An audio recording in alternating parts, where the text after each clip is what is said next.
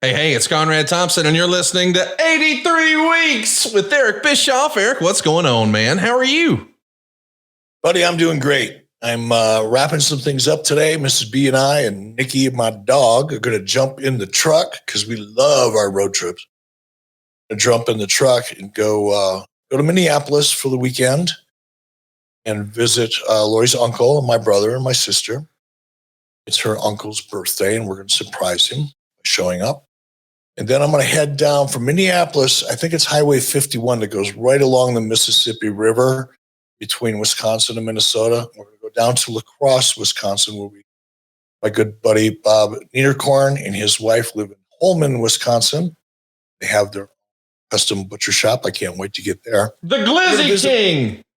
The Glizzy King. That's my man. Yeah, you remembered. Yeah. And we're going to hang out with them for a day and a night, have some dinner. And because the fall colors right now are pretty good. They're not peaked yet, but they're close. And that whole trip along the river from Minneapolis, it's only about 150 miles, but that whole trip is one of the more scenic routes you can enjoy in the fall. So we're going to do that, and we're going to go visit a friend of ours has an art gallery in Decorah, Iowa, which is not far from La Crosse. We're going to go visit him and see his gallery. And then we're going to boogie on back and be home by Tuesday night or Wednesday. So that's my life. And I'm looking forward to it. I love road trips. Me, wife, and the dog. I love it. You know, you've talked about Mr. Niederkorn on the show today or before. Do you think there's any chance he's going to throw one of those glizzies on the grill? You know, he may, because he knows how much I love my meat. And I love those glizzies. I'm just saying, hypothetically, if he does, I need you to take a photo, post it to your Twitter of the glizzy on the grill, or you holding one before it goes on the grill, and write the caption, "You know I keep that thing on me, #glizzy." It will go viral, Eric. It will. You know what? I'm going to call Bob and say, "Hey, Bob, Lori and I were thinking we'd like to have a glizzy dinner Monday night. So and he'll do it. He'll do it." I can't wait. I just want to give everybody a heads up. Eric and I are recording early on a Wednesday morning. So we are hours before, or maybe a day before, whatever is headed to South Florida. Obviously, our thoughts and prayers are with whatever has happened. I know this is a weird conversation for me to be having, but I'm sure as you're listening on Friday morning, you're wondering, why aren't they addressing what's happened? We don't know exactly what's happened. What we do know is that this past Wednesday night, Jeff Jarrett and I went live on his YouTube for Hurricane Helene relief. We're going to come up with some sort of idea to raise money or awareness for this Milton circumstance. It's a weird time right now in America right now, is it not, Eric? I mean, it feels like we just dealt with this and now, holy shit, there's another one. And, you know, you're just bombarded. I mean, you've got literally brink of World War III going on in the Middle East right now. We're less than 30 days out from an election that is highly contentious, obviously. The disasters that we're experiencing down in North Carolina, the southeast part of the country, Florida, it's just all happening at once. I don't think I've experienced anything quite like this in my life. It's a weird time. And I know that a lot of times when people have bad things going on in their life, they just want to escape. And hopefully, and I've heard from a lot of folks that our podcast at times serves as an escape and a worthwhile distraction from some challenges or negative aspects of their life. We hope that we can be that escape for you today, but you know, we can't really comment on what has happened in Florida because we're recording ahead of time. But it's certain that it's not lost the severity. I mean, you and I both know people in that part of the world. Like my father-in-law, I had a conversation with him 2 days ago that said, "Hey, dude, you're getting the hell out of there, right?" And thankfully, he went to Las Vegas, and we know that he's okay. And I know your friend, the real life Hulk Hogan, he's in that area, and Mr. Briscoe. And I mean, it is a who's who of people in the wrestling business who live in that part of the world. So we're all sort of connected. And it's times like these where, yes, there's these political conversations that seem like they're dividing us, but we're seeing a lot of what makes America great when we come together in moments like this. And I hope that if there is a silver lining in all this negativity and this natural disaster and just the tragedies that are happening, it's that maybe we can come a little closer and remember that we got a lot more in common than we don't. Does that make sense? Yeah, it sure does. And it's unfortunate that sometimes it takes disasters to galvanize people and bring people together. We saw it after September 11th. Country came together, 2001, came together after that disaster and galvanized. And then we just all go about our business and pretend or act like none of it ever really happened, and until it happens again. And this is a significant enough disaster that let's pray for a silver lining and that people come together. We're seeing it in North Carolina. We're seeing, what do they call them? The Cajun Navy. People from all over the country coming in, helicopter pilots that are flying helicopters, just doing it out of the goodness of their heart, trying to get things to people. Because it's not like a city where, people are densely populated and they're relatively, once you can clear the area and get to them, you can get trucks in and out and start bringing supplies in and out and moving stuff out that needs to get moved out. These people in North Carolina, Appalachia, they're living up on the side of a mountain somewhere with nothing but dirt roads. You can't get to those people. It's not as easy, but you're seeing, to your point, so many people coming together, and it's an example of what's possible. It's hope. You become hopeful for the human race, and particularly our country and the people in it, because you see what they're really made of or can be. I want to give a shout out to a friend of the show, Jim Valley, too. I know he's not necessarily your biggest fan. He's been a real big critic, but because he's a big part of what they do over at Wrestling Observer. But yeah, I've been friends with Jim for a long time, and my man has been looking for a kidney for years. He got one. He got the transplant. He desperately needed to save his life. It's gone well, and he's finally going home today, Eric. So I don't even know that Jim Valley's on your radar or ever has been, but man, to hear a happy ending like that, we need some good news every now and again. And Jim Valley getting a kidney transplant, sign me up. Congrats to him and his wife and the whole family. Indeed. Let's jump into our topic today. We're going to be talking about the Cruiserweight division because, I think when people think of Nitro, they almost immediately jump to conversations about the NWO.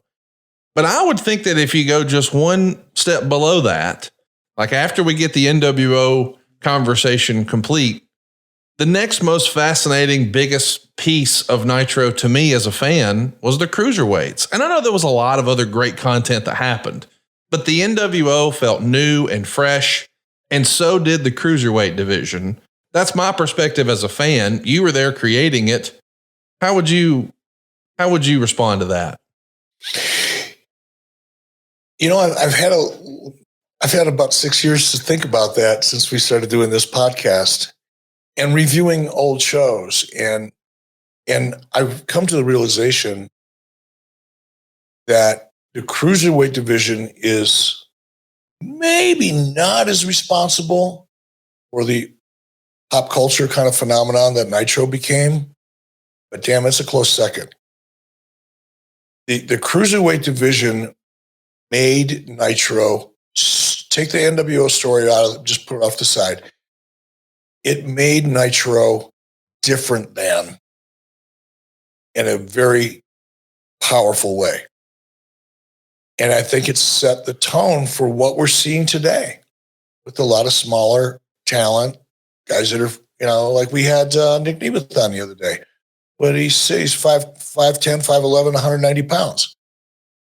That opportunity that Nick has been able to enjoy for the last 15 years or however long he was in WWE. Now he's in TNA and doing incredibly well. And again, I want to thank Nick and his brother for joining us because it was a fun show over at Wise Choices too.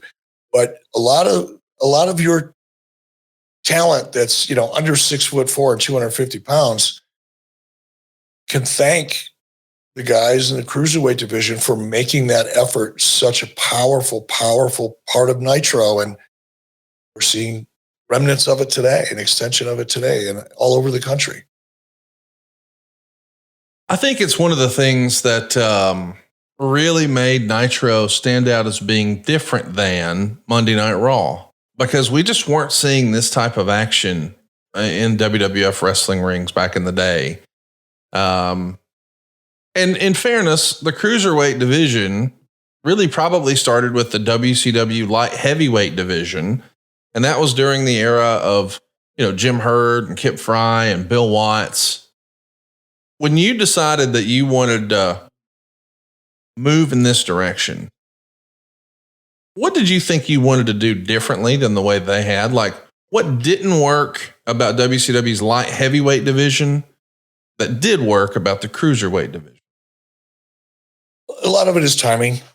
And it's funny when the idea started, it's hard to track. When did I first start thinking about that idea?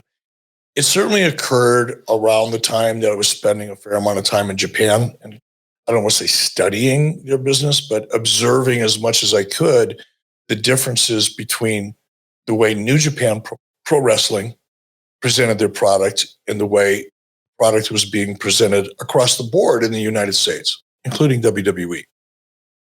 And we've talked in the past about some of those things, but one of the things that stood out in my mind was that as much as I loved watching some of the heavyweight guys in New Japan at the time, they were fun to watch. I love that style of wrestling, always have. But what I got the biggest kick out of, or what interested me the most, is a better way to say it, was their light heavyweight division. Specifically, Jushin Thunder Liger in a lot of the matches he was having. I was watching Eddie Guerrero over there, Black Caps, watching Chris Benoit over there, Dean Malinko over there, in addition to a lot of the younger, light heavyweight. That's how they referred to him in Japan at the time, I believe. And I thought, man, this is part of the answer. And again, much like the NWO, you start thinking about these ideas and you kind of mentally file them, or at least I do. I don't write shit down, which is why I'm so disorganized. But I do keep a pretty good running track of things I'm excited about in my head. And I just kept that idea in my head probably for a year.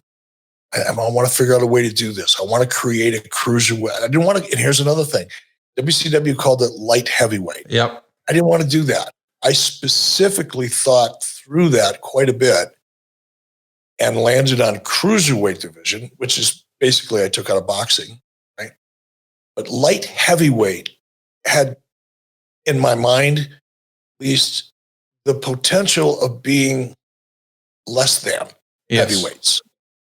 And I knew I didn't want to be less than. So I opted to be different than and referred to it as the cruiserweight division. Referring to it as a cruiserweight division was, look, it's a little tiny idea. It's like throwing a little bit of salt on your steak, right? It's not a big deal, but it was enough to make people go, wonder what that is, because it's not the light heavyweight division. And what, my thinking at the time, and still to this day, is once you get people to lean forward and go, what is this about? You got them. Now your job is to keep them, but if you can get their attention and make them ask the question, what is this? Or how is this going to work? Then your job is to really explain it and paint a beautiful picture. And I'm going to ramble just a little bit about this because I'm kind of excited about it. I'm proud of it, is what I am. When I finally pulled the trigger and announced the cruiserweight division, my thinking had evolved quite a bit from when I first started thinking about it a year previously in Japan. Because now I have a 2-hour show, which I didn't have in 94, right? It didn't exist. I had a 1-hour show. But now in 95, I've got a 2-hour show. I've got a stacked roster of some of the biggest names in the history of the industry at that time and since, between Hogan, Savage, and Sting, and Flair, and Luger, and on and on and on. And we had so much top talent, but they all, although their characters were different and their stories could be different, their presentation in the ring, what we saw physically with the volume turned down, was very similar. Pace was similar. A lot of the moves were similar, obviously. We still see that today. There was a sameness about our top talent. Not that it was bad, but it was just all kind of the same in terms of the visual representation. So I thought specifically in terms of format, this is one of the reasons I always start thinking about, like, your format is your foundation of your show. If you're going to build a house, you got to have a good foundation, and the foundation has to be on solid ground. So I'm thinking about the format, and we've got all this top talent, but everything kind of feels the same. What do I do? How do I fix that? And I went, wait a minute. The crossover, like if our show started at 8, goes till 10, obviously the beginning of the show is incredibly important because you want to hook the audience. You want to start building anticipation towards the end of the show within the first 5 minutes, if you're doing your job correctly, Tony. And then you want that anticipation to build throughout the hour. That's how you build over the course of an hour or 2 hours, as opposed to watching your lead-in come in here and then tanking for the rest of the hour or two. So how do I do that? Because I had that same problem. I was concerned that the audience would fatigue the audience.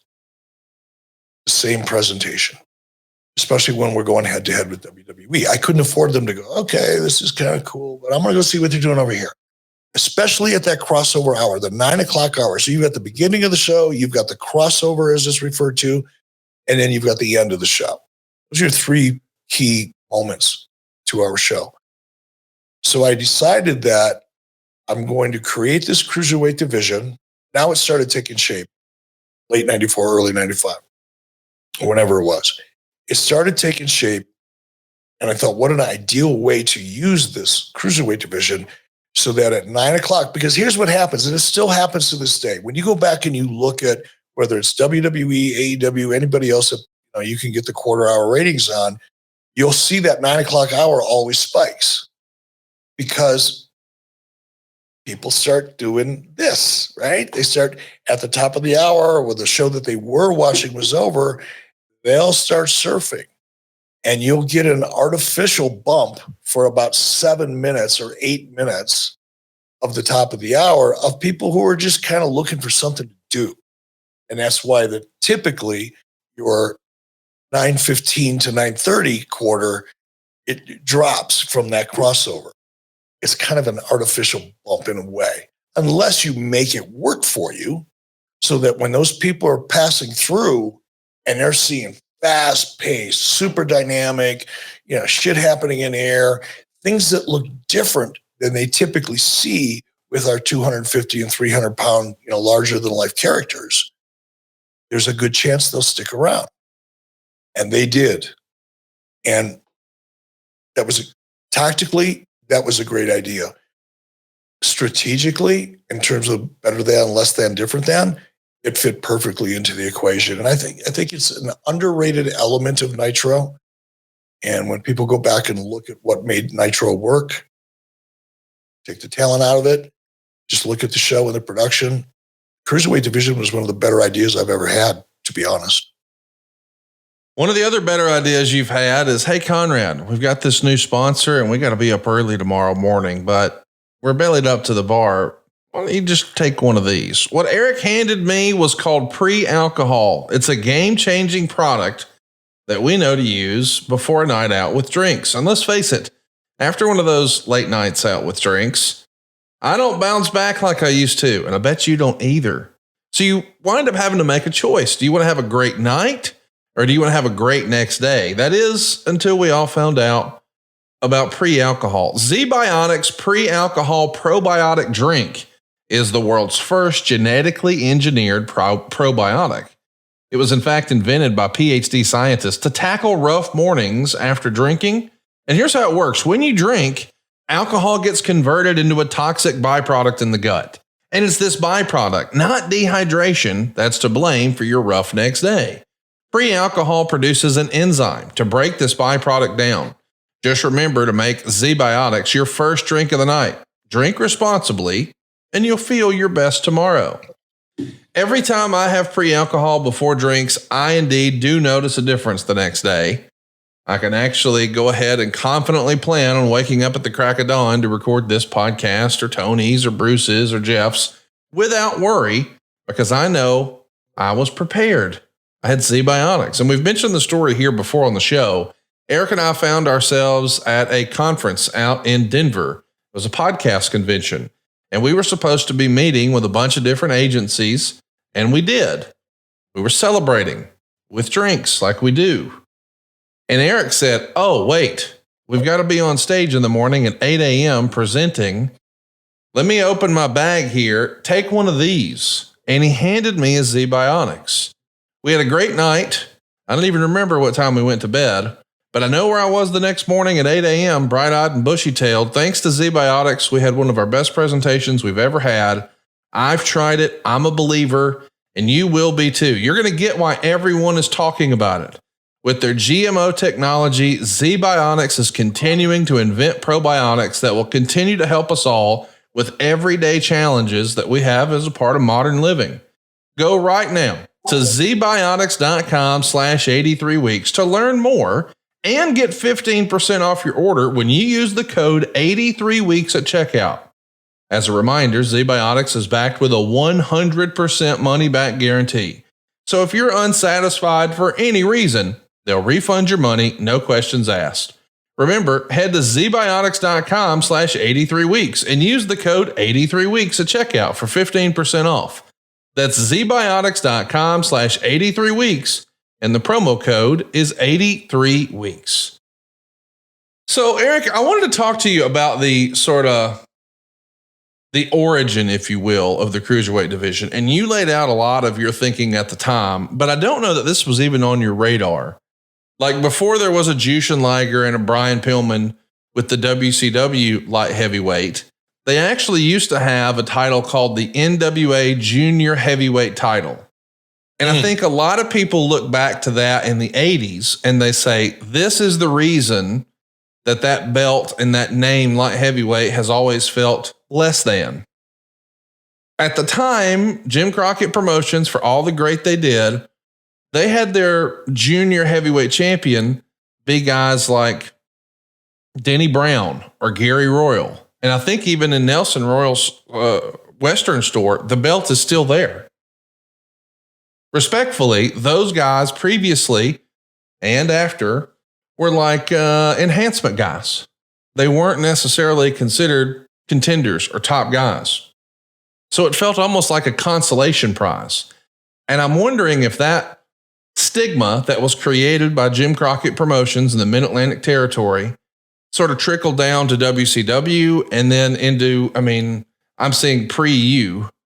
I just wonder, is that, because I've even heard like Sean Waltman say that he didn't really like the idea of being the light heavyweight champion for the WWF. And when he would get his payoff, he would sort of tongue in cheek ask JR, are you paying me by the pound? But when you go back and wonder, hey, why do people feel like this is less than? Because to be clear, once upon a time, even in boxing, man, it was all about the heavyweight title. That's what everybody talked about in the Muhammad Ali era. But then you see like Sugar Ray Robinson, Roberto Duran, and you see even in a more modern era, you see great stuff with Manny Pacquiao and Floyd Mayweather. These guys are the mega draws. Even Conor McGregor. These are not larger than life human beings. They're not heavyweights. They're just really fast, well-trained, well-conditioned athletes. But wrestling has had that stigma for a while, and I think it might be accidentally from Jim Crockett Promotions. It could have been, because a part of my thinking, and in addition to believing I've got to be different than, part of the reason I think I started thinking that way is because I anticipated pushback from talent, because I'd heard talent oftentimes suggest to me that light heavyweight is, in their opinion, they're just farther down the food chain. And let's be honest, man. You don't become a performer. You don't go out there in your underwear and tell your story in a wrestling ring with a physical story, because you don't have an ego.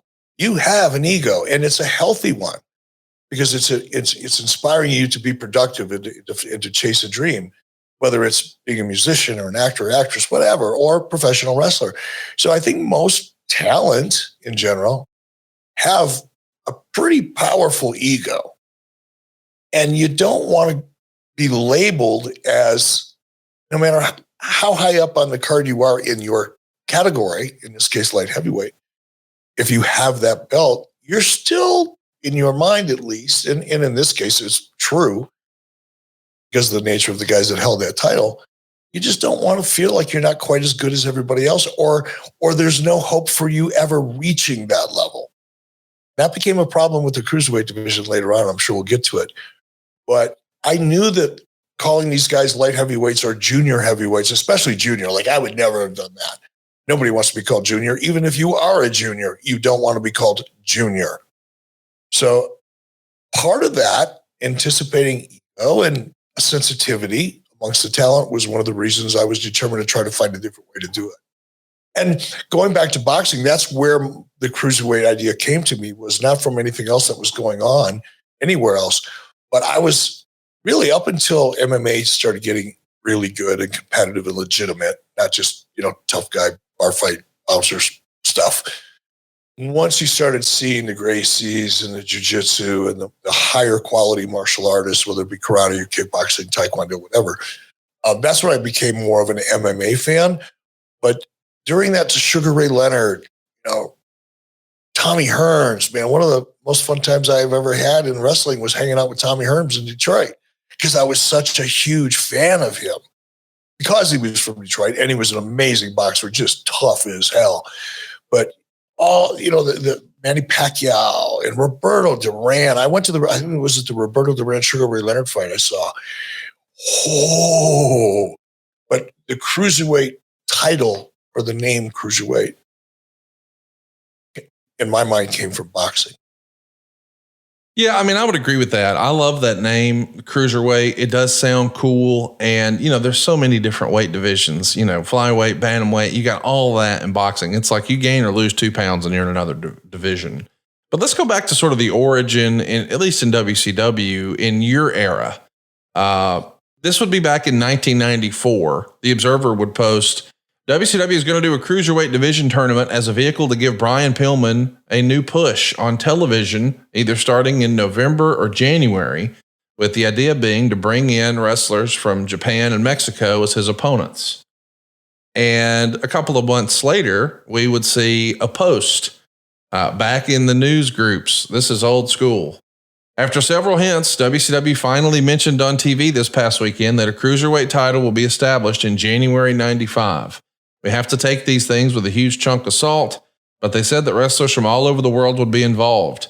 It seems obvious that Brian Pillman and Alex Wright are the 2 wrestlers in the current batch of stars that will be in the spotlight of this new division. It was originally rumored that the lighter weight division would return this month, with a January rumor quickly following. I guess the word light or junior was a definite no-no, leaving us with the more impressive cruiser. So this is sort of framed as if it's going to be built around Brian Pillman. Is that the way you remember it? It may have been a factor. I think it was really built around the evolution of the relationship with New Japan and just wanting to get something different on. And let's be clear, other people have done it before me. We saw Japanese talent come across and work in WCW as far back as I can remember hearing. So I wasn't breaking any ground there. I think what's interesting in this report is I thought, in my mind at least, that this cruiserweight division evolved later on, like in 1995, as a result of the 2-hour show. But obviously, we established a cruiserweight title category much before that. But I don't think it was for Brian. Obviously, Brian would have been a big part of it. But I think it was an effort to showcase Japanese talent, because we want to do something different and be different, and also gives people like Brian something more interesting to do than floating around in the top tier, so to speak, but not really having any focus as consistently as he could have and should have. So I don't think it was for Brian, but I think it was probably the most beneficial for Brian. Let's talk about Brad Armstrong. Back in the day, he is going to vacate the light heavyweight title in WCW. That's like fall of 92. And when Brad vacated the title, he'd been out for over a month with a knee injury, but it's live on the Clash of the Champions, just 6 days in his in-ring return and 10 days before that match airs on TV. Watts is then going to claim on TV there's going to be a tournament for the vacant title at the start of the new year, but it never really happens. And there's been a lot of chatter amongst internet wrestling fans through the years that Bill Watts was just not a fan of the light heavyweight division and that style. I mean, this is the same guy who banned moves off the top rope and things like that. Now, of course, Watts defenders would say he did that so they meant more. So, you know, you could still do it. You just had to do it when the referee wasn't looking or that sort of thing. It was a storytelling device. Do you think Bill Watts enjoyed this style of wrestling? No way of knowing if he did or didn't. I think if you just look at the patterns and the things that he did as opposed to what he may have said, because we know how that goes. I think that's a safe assumption, but I don't know that for sure. I think Watts was a fan of success, but you also have, you know, it's one of the things like the backstory on Watts banning moves off the top rope and pulling the pads away from the ring and all the other things that were very controversial when Watts did it, specifically amongst the talent, because you're taking about half of their tools out of their toolbox, so to speak. So they weren't happy about it. But I understood Bill Watts was a lot like Vern Gagne. You know, when it was announced that Bill Watts was coming in to take over, the first thing that I did was call Vern Gagne. Because I didn't know Bill Watts. I didn't know his reputation. I didn't know anything about him. I didn't know about Mid-South.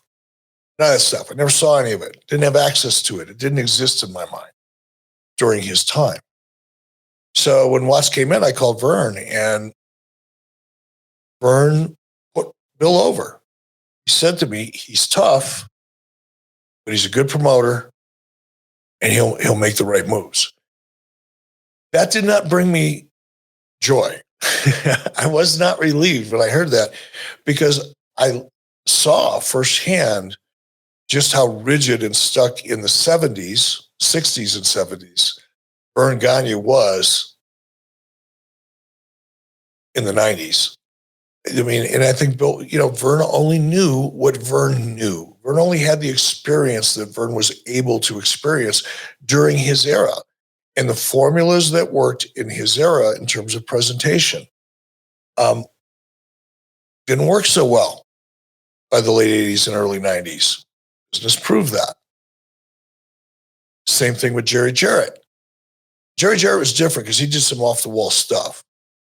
But a lot of the things that worked in the 70s, just like a lot of things that worked for me in the 90s, won't work today. You know, the industry has evolved. The industry is the same. Audience has evolved. And obviously television has changed. Culture has changed. So you can't rely on the formulas that worked great 25, 35, 45 years ago. And that's what Watts did when he came in. It was like, let's go back to the future. Like 50s future, 60s future in the mid 90s. And I knew that was not going to work. And that's when I started looking for, that's what I told Lori. I said, I think I'm going to go roll the dice in LA. And I did because of Bill. But I think Bill was honest about it. And some of the psychology behind what Bill did as far as banning moves off the top rope wasn't because he didn't like smaller guys who were really good at doing that stuff. He wanted to create stakes. He wanted to create a framework that would allow him to tell a story in a match, that would allow his announcers to actually tell a story in the match, as opposed to making comments about what they just saw. I see. That's a big difference. It is. I know. As I just heard myself say that is such a powerful difference between what, in my opinion at least, is great color and play-by-play versus what we hear today, including WWE. It's more announcers reacting to what they're seeing in a way that doesn't necessarily tell you the story. It's one of the reasons why I love Nigel McGuinness so much as a color commentary, Because from Nigel's perspective as a wrestler, he can creatively, of course, take us into the mind and tell us what somebody in the ring may be thinking and feeling in that moment. That adds a lot of color to this. Well, pun intended. Actually, not intended, but I'll take it. Adds a lot of color to the story. It's not just a sketch now. We're starting to see color and layers when you can get that kind of perspective. And when your play-by-play man or person, man or woman, I guess, is calling the action in a way that if you close your eyes, you can imagine the match. That is sweet, sweet music. I love when that happens, and it's so rare. It adds a layer or a level of enjoyment. It engages a different part of your sensory complex mind.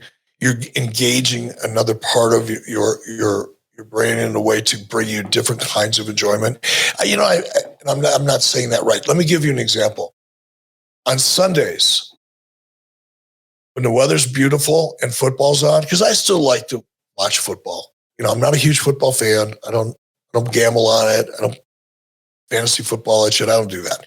But man, I grew up on Sundays in the fall, on those perfect fall days with the windows open and something cool cooking on the grill or whatever, watching football. And I still experience that. I love that. But what I found myself doing more and more, and Sean Pendergast is the reason why. I started listening to Sean Pendergast. Now, I know Sean now. We've become friends, but I didn't know him before. I only know him because we found each other on social media because I talk about him all the time. But I would literally, instead of sitting in my house, smelling whatever's cooking on the grill, the doors open, the windows open, beautiful weather, watching football, which brings me back to my childhood in many respects. I find myself loading my dog up in my truck and driving around and just listening to radio coverage of the NFL. Sean Pendergast show in particular. Because, and I still do it to this day. I listen to Odyssey Sports now because the other one I couldn't get, Infinity. They've changed networks or whatever. But now I listen to Odyssey Sports on Sundays and Saturdays because I love the way they cover college football. I listened to it this past Saturday for the same reason, because your play-by-play guys, your announcers in radio have to paint a picture. They don't have the luxury of knowing the viewer is watching the play and seeing exactly what's going on. And they just have to, react to it, right? They have to describe it. They have to actually make you feel like you're on the 50-yard line, a seat in the stadium. And the difference between play-by-play that's done for radio and play-by-play that's done for television, even in the NFL, is so different. And I prefer the coverage that I get, the play-by-play I get on the radio. My best case scenario, and I'll probably do this now that I'm saying this, it's a good idea, I think. Probably next time I sit down and watch football, which will be this Sunday with my brother and sister, we'll be watching the Vikings. I'm going to turn down the television. I'll mute the television and I'll follow along on the radio because I enjoy the coverage so much more. Now, why did I just spend 15 minutes talking about that? Because the same thing is true in wrestling.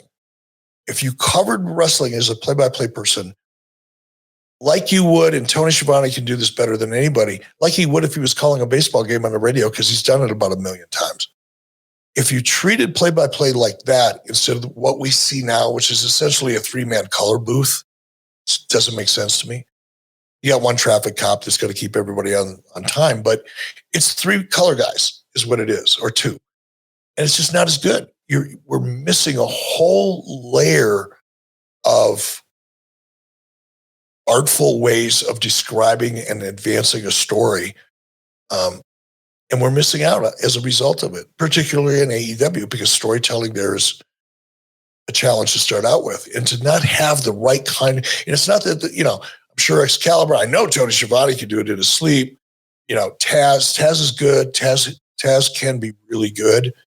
But Nigel McGuinness, they have the talent, so they don't have to go out and hire anybody. It's just a conscious decision and commitment and discipline, which are relatively rare commodities sometimes, but it's just a commitment to do it. And I think if in particular AEW, because they're the most needy at this point, trying to stop bleeding, so to speak, if they would take that approach and just try it for a few months, it's not going to change it. You can't change everything overnight. You're not going to reverse anybody's fortunes overnight with one move. But I think if AEW were to take a different approach to color and play-by-play with the same talent they have, not suggesting anybody get fired or moved or anything like that, same talent, but with different direction, the product itself would improve dramatically because now people would be able to follow along with the story as opposed to, oh, wow, did you see that? Oh, that had to hurt. Wow, he's crazy. That shit doesn't fly. It doesn't help you connect to the story or the characters. Okay, I'm sorry. I'm off my bandwagon. I'll be honest. All the times we've talked about all your criticisms of AEW, I think that might be the best one. I mean, I'm friends with all those. I mean, I do podcasts with half of those commentators, but I never really thought about it that way. I mean, there is a lot of play-by-play and calling of the action that you see on the screen as opposed to the storytelling. And I know that, we can go too far with that. Once upon a time, like pre-Vince, we'll go back, 5, 6, 7, 8 years, whatever you want to do. Man, it felt like Michael Cole would be talking about everything but the match in the ring. Yep. Here's what's trending on Twitter, and here's our next, plug for this sponsor and that thing and blah, blah. We're just ignoring the match. And I do think there's a fine line there, right, Eric? Like you can't go too far with that. Yeah, I went through that in WCW when I was an announcer there. Jim Ross was my boss. And Jim, you've worked with Jim now actually longer than I did in WCW, but I worked with him pretty closely. And Jim was so good at pre-production. Like he spent twice as much time on the pre-production, his role as an announcer, play-by-play guy. He would spend probably more time formatting his play-by-play and how he was going to approach play-by-play than the producers of the show did in pre-production on the entire show. Jim was fastidious, detail-oriented. Now, the one issue I had with Jim, it was a creative issue. It was just or a philosophical issue, really. But I worked for him, so I didn't, kept my opinion to myself because that's how I work, unless somebody asked me. But one of the things I didn't like about the way Jim handled play-by-play was because he had all of his, here, we're going to pitch the magazine here. Regardless of what was happening in a match, we're going to pitch the magazine here. Now, we're going to pitch the 900 line here. We're going to pitch this here. We're going to pitch that here. And of course, the office being the office and not thinking about how that impacts the audience or takes away from what's going on television for the audience. It's like, oh, yeah, announce that. Oh, let's promote this. Well, let's promote that. And before you know it, you're listening to an announce track that is non-compelling, if that's the right way to say it. Uncompelling, non-compelling. Fucking boring. How's that? As you can imagine. So it happens. And it happens because of the commercial pressure. Serving, we talked before on this show. When you have too many masters to serve, you don't serve any of them. You attempt, but they all suffer. That's what happened. I saw that in WCW, and that's one I made once I got control of creative, at least, or television. Take that back. Once I became executive producer and I had some control over the announcers, that's one of the things I stopped doing. Was we don't have to plug every freaking thing we do because the audience doesn't care about it anyway. Tuning in to escape and to watch action. They're not tuning in to learn about WCW magazine. So I made that change as a result of the way Jim was doing what he had to do. He was being told, Jim, we got to plug this more. We got to get the magazine in. We got to get this in. We got to get that in. So Jim was doing his job and serving his boss, who was Jim Hurt at the time. But too much. Just suck me into the match. Just get me into the story.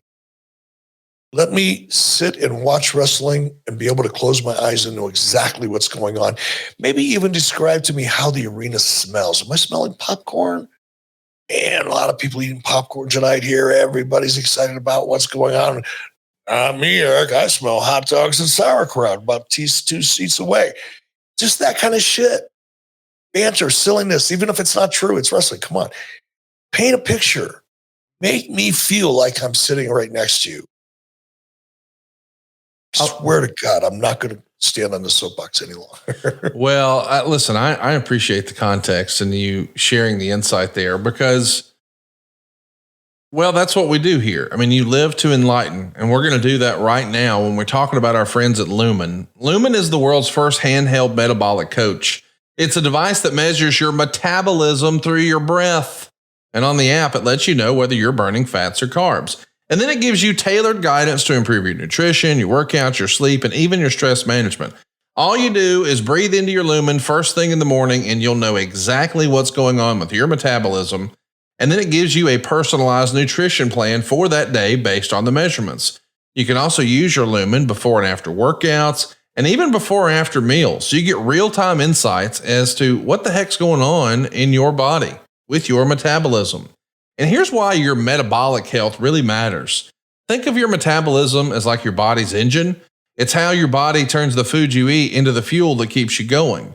Your metabolism is at the center of everything your body does. So optimal metabolic health translates to a whole host of benefits like easier weight management, improved energy levels, better fitness results, better sleep.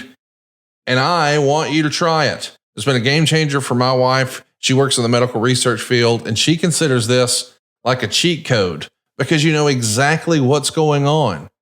A lot of times when you're trying to get in better shape or take better care of yourself, you're getting lots of information. Should I go with this diet? Hey, is that a real thing? Is this a fad? What's real? What's not? I'm getting conflicting information. That's all about best practices. And it's like a general rule of thumb, and it has value. But man, there ain't nothing like finding out exactly what's going on in your own body and then being given tailored instructions. Hey, here's what will work right now for you in this very moment. Not like once upon a time or as a general rule, but now this is what's going on with your body, and this is how to hack the best for you. So if you're ready to take that next step in improving your health, I want you to go right now to lumen.me/83 weeks. That'll get you 15% off your Lumen. That's lumen.me/83 weeks. That'll get you 15% off your purchase. But seriously, if you haven't already, just go look. See what this is about. Seeing is believing, and I'm telling you, you're going to be convinced. My wife, who's in the medical field, thinks this is groundbreaking technology. She can't believe it exists. She is thrilled with the results of her Lumen use. You will be too. Go right now, lumen.me/83 weeks. And we thank you, Lumen, for sponsoring today's episode. Eric, let's talk a little bit about where we are here. Come early 95, there's another report in the newsletters that says that the tournament is going to be delayed because they're trying to get their act as far as bringing in more talent.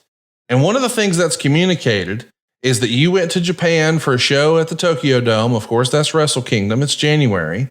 And it's expected that you might request some talent from over there, guys like Chris Benoit or Otani.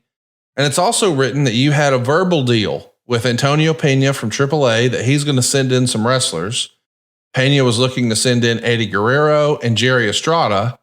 And there's a report. Now, granted, it's not spoken as fact or written as fact, but here's what they've said. I've heard Bischoff didn't want Guerrero. What? That can't be real, Eric. You're muted. You're muted.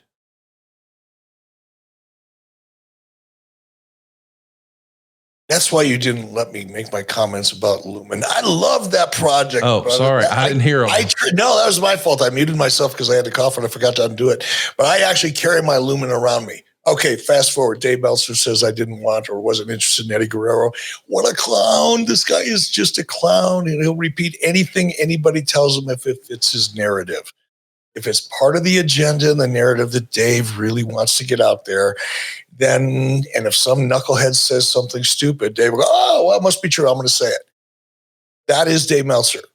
That is going to be his legacy. But it was absolutely not true. And the AAA connection, well, it may have been a handshake deal. I don't think we ever went to an agreement. And I was talking with representatives of Antonio Pena, as well as Antonio, who came to the Disney MGM studios for a taping. It might have been a handshake deal, so I'm not going to call a flag on that. But I didn't need, that sounds horrible. Doing business with AAA had nothing to do with my interest in Eddie Guerrero, because it was New Japan that asked me if I would be interested in signing Eddie and Chris and Dean and make them full-time WCW talent so that they didn't have to wrestle independents, meaning it would be a lot easier for New Japan to be able to plan to work with those three if they were under contract with me versus those guys working independent scenes or working for Antonio Pena, and having tried to work around those schedules. The relationship between myself and Inoki and Masa Saito and Baisho and the team of people that I worked with, Brad Riggins and obviously Sonny included, being a part of the team, we had worked out a really good relationship and figured out not just a good personal relationship, but we started being able to plan, okay, where are your big shows, Masa? Where are your big shows for the next 12 months? Here's our big shows. How do we schedule this talent that you're interested in so we can both predictably have access to them on a more regular basis? That's why I signed Chris, Eddie, and Dean all at the same time. So I don't know where Dave got, I'm not interested in Eddie Guerrero, other than whatever wacky world Dave lives in. I wanted to ask you about the New Japan relationship, because we know these days New Japan has a affiliation with CMLL in Mexico. I think that started back in like 2009. So it's 15 years old or so. What, if any, was the relationship with New Japan and AAA? I ask because as AEW has done Forbidden Doors, at least at first, there was this, well, we can't have AAA performers wrestling New Japan stars because that's being disloyal to our partner, CMLL. I get that. I appreciate that loyalty and that stance on business and approach to business. Makes sense. Did you face any similar challenges in WCW? No. Okay. No, and I never had any visibility into the relationship between New Japan and AAA. It just never came up. Didn't even think about it till just now. But as far as New Japan goes, it was, I don't know, assumed, I guess, on my part, or perhaps it was articulated very early on by Brad Riggins, who was responsible for helping me mend the fences, because the fences had been burned down between WCW and New Japan by Bill Watts. There was not just not a relationship, the relationship that existed was really, really bad. And Brad was really instrumental in helping solve that, giving me the opportunity to. But yeah, those types of conversations never came up, other than I just, like I said, assumed that if I'm working with New Japan, I won't be working with All Japan. Right. I guess that was just a given. Let's talk a little bit about this trip that you made here to Japan. This Wrestle Kingdom show, I believe, would have been Sting versus Antonio Inoki. Were you at the Tokyo Dome for that one? I think so. It feels like a big match. Yeah. I mean, I'm pretty sure that I was. I mean, it's like 30 years ago, and I went back and forth a lot, but I think I was there because once we started really connecting relationship wise, they were inviting me over as many times a year as I wanted to go over, really. But the Tokyo Dome show, their New Year's show, was their biggest show of the year. And I pretty consistently got invited to that every year, starting, I guess, in 94, all the way through 98. We should talk a little bit about Starrcade that year, because Starrcade 1994 is kind of interesting. There's a match with Alex Wright and Jean-Paul Levesque. the future Triple H. And on commentary, the announcers are talking about how these guys are going to make two great additions to the new Cruiserweight division. That jumps off the page to me because we know what the Cruiserweight division on Nitro is going to eventually look like. And it never would have looked like Alex Wright versus Jean-Paul Levesque. Now, granted, Hunter was a lot smaller back then. He wasn't, the super heavyweight bodybuilder. He's still a bodybuilder, but he probably wasn't 270 pounds or whatever he got. No, but he was a solid 220, 230, I bet. He was a thick boy. Do you think that, we just didn't know what the influence of the luchadors was going to be at this point? I mean, that's fair, right? Of course. Yes. And the idea, even as now, again, I'm not working off memory here. The information you're providing me is kind of kicking me back into that time frame a little bit so I can recall some of these things. I haven't given it any thought for 25 years. But I don't think the idea of what the Cruiserweight division was going to be, and we know what the Nitro version was. That was an evolution of a thought process that started back in 1994. That was the culmination of the evolution of the idea that started way back in early 94, whenever it was. Maybe we should do a light heavyweight division. Now we can't call it that. We'll call it a Cruiserweight division. Oh, I've got a lot of American talent here, i.e. Brian Pillman. That could work with some of the lighter Japanese talent. Okay, I've got something here. Let's go do that. But the Nitro version of the Cruiserweight division was much more refined at that point. And that's where, now I don't know that I ever gave it, and I don't think we ever announced a weight limit because we felt like we might paint ourselves into a creative corner if we did that. It was the initial plan. I think it was going to be under 220 or under 205 or something, was going to be the weight division. But by the time Cruiserweight Division Nitro showed up, that concept was more fully fleshed out. Maybe not fully fleshed out, but it was much more fully fleshed out than it was in 1994 when we were seeing it or hearing about it.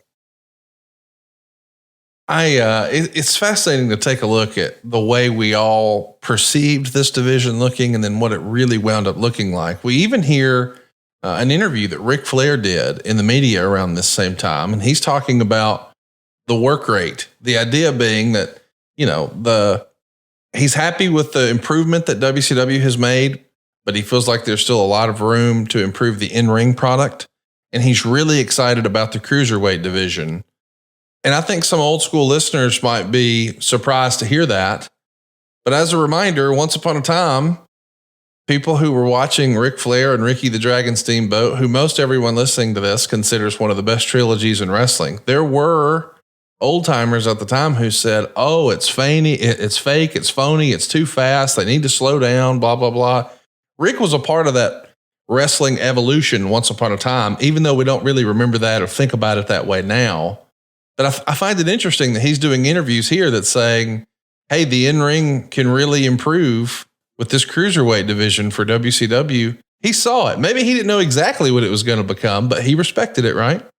He respected athleticism, and he still does to this day. I mean, yes. Ric Flair is one of the biggest sports fans that I think I've ever met in my life. Yes.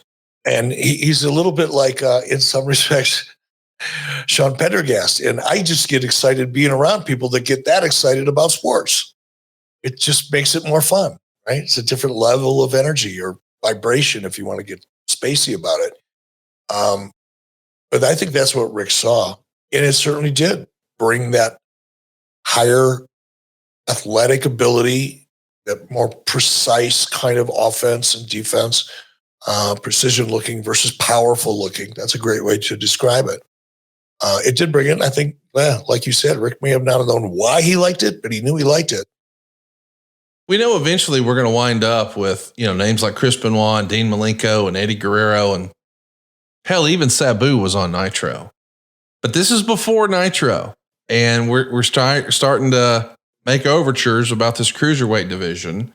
And I can't believe this is real, but here it is from January 95.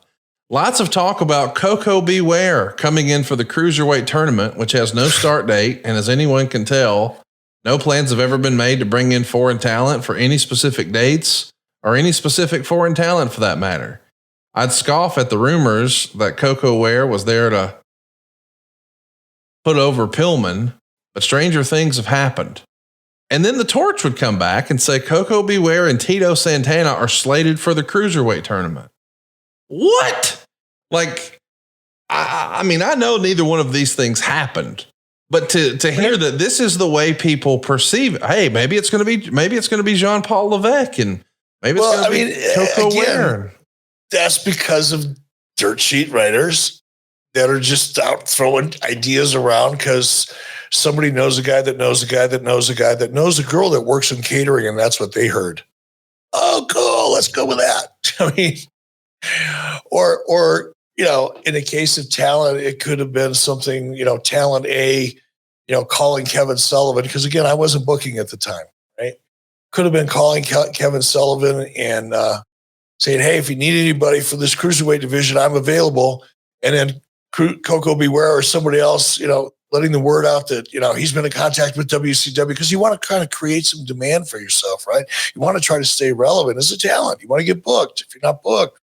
So, if you can suggest that there's interest in WCW, well, maybe I can get booked over here instead. And how do I get that out there? Oh, I know. I'll call Dave Meltzer. He'll put in anything. Anything I tell him, he'll put in there. That's how that stuff starts. Well, what's interesting though is, Eric, not just one company or one newsletter. I mean, a lot of people were reporting that even like this Super Brawl 95 card, they would suggest, hey, it's going to be Hulk Hogan and Vader. I mean, they nail most of the card. But then the last one that's listed, Coco Beware versus Tito Santana, Cruiserweight tournament match.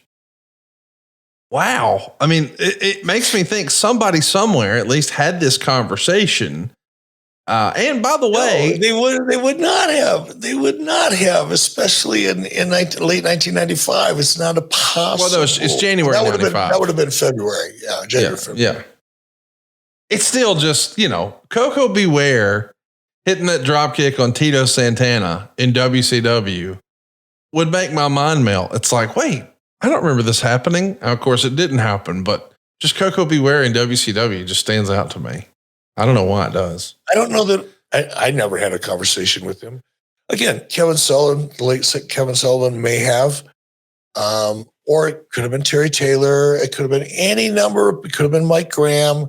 Anybody could have had a conversation with him, but having a conversation with somebody in the booking committee or team doesn't mean that there was a match ever going to happen. But that's, again, what dirt sheet writers. And, we had Wade Keller on the show the other day, and I want to thank him again. It was a great interview. Nothing but respect for Wade. But early on, when Wade started and even into the mid 90s, late 90s, Wade's coverage was not unlike Dave Meltzer on the speculation side of things. I don't think Wade ever lied like Dave Meltzer does to try to force his agenda down people's throats. But Wade was pretty loose with facts and heavy on rumors. But none of those things happened. But by the way, Wade Keller's turned his shit around. He's got a great site. I'm doing a show. I don't know if you know this or not. I haven't talked to you about this. Exclusively for our members over at 83weeks.com. Once a day, I started doing this past week, along with some other things I'm doing. Exclusively for 83weeks.com members, I do a news kind of review show. I'm not breaking any news. I'm reacting to some of the really interesting stuff, some of the more bizarre stuff, and then stuff I'm calling out the shit that I just think is make-believe type, Meltzer type bullshit. But I go to PW Torch often for legitimate current coverage because Wade is doing a great job, and I encourage anybody to go to pwtorch.com. I think there's a promo code flying around somewhere. Conrad24 is your promo code. Conrad24. Try your first month for $1. You get all those archives for just $1. Absolutely. So go check it out. But I'll cover Wrestling Inc., Brandon Thurston, WrestleNomics.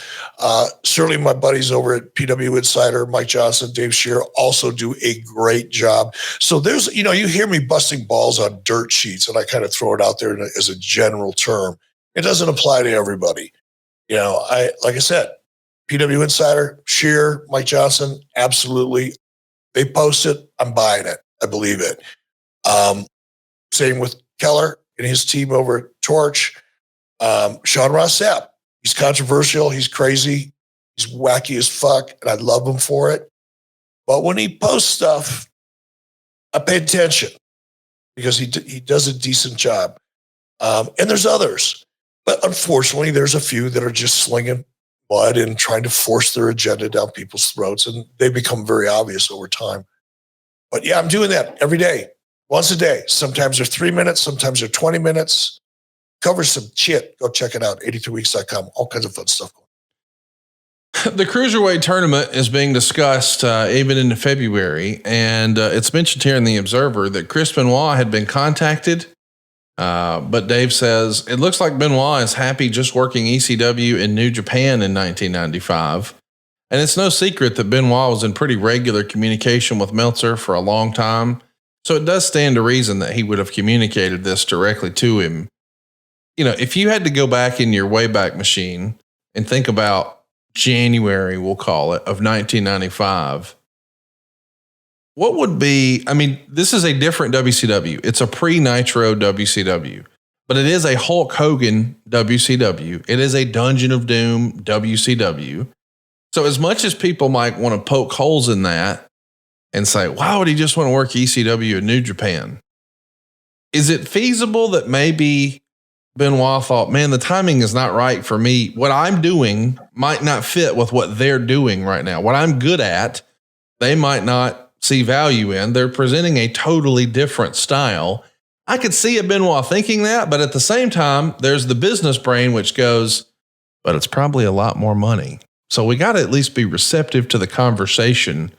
What do you make of this report? Do you remember there being any hesitation from Benoit about WCW at all? I don't remember when I actually brought Chris in.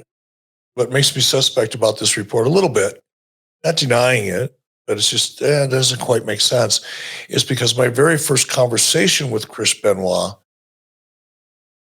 was Chris, Dean, and Eddie and I presented them all with the same opportunity simultaneously. So that it's not like I met with Chris and then I met with Eddie 3 weeks later and then I met with Dean over here. Once I wanted to make them an offer, I think Kevin Sullivan was probably the one that coordinated it with Janie Engel. I flew all three of them in and sat down with all three of them and made the offer. I don't think I made an offer to Chris in January. I think that offer came later on in the year, but I could be wrong about that. Well, he doesn't actually come in until October of 95. Okay, then I did not offer him a deal. And there's no way I offered Chris a deal. He turned me down, and then I went back to him. I'm not suggesting that you turned him down. I'm wondering, do you think maybe Kevin Sullivan or somebody got on the horn and said, hey, would you be interested in a cruiserweight? I think that would be likely. Yeah. Because Kevin was watching ECW pretty closely. To be clear, Benoit had been in WCW in 93. And I don't think a lot of people even think about that, but it's because he almost never won. Like when he's leaving in 1993, he's working all the house shows, putting over Eric Watts. So I'm sure, with all due respect, Chris Benoit felt like, I'm better than Eric Watts. Like they just don't get me and they're choosing to push him. 1993 too. So that's sort of, Watts is easing out of here and Eric's here, but it's still happening. I could see how he would say, been there, done that. Well, let me add some context to the meeting that I did have with Chris and Dean and Eddie. My first meeting, my first offer. They all three walked in to that meeting completely uncomfortable. I don't think any of them were excited to sit down and talk about the opportunity. I think they did, and I think they did partly because of their loyalty to New Japan and Masa Saito.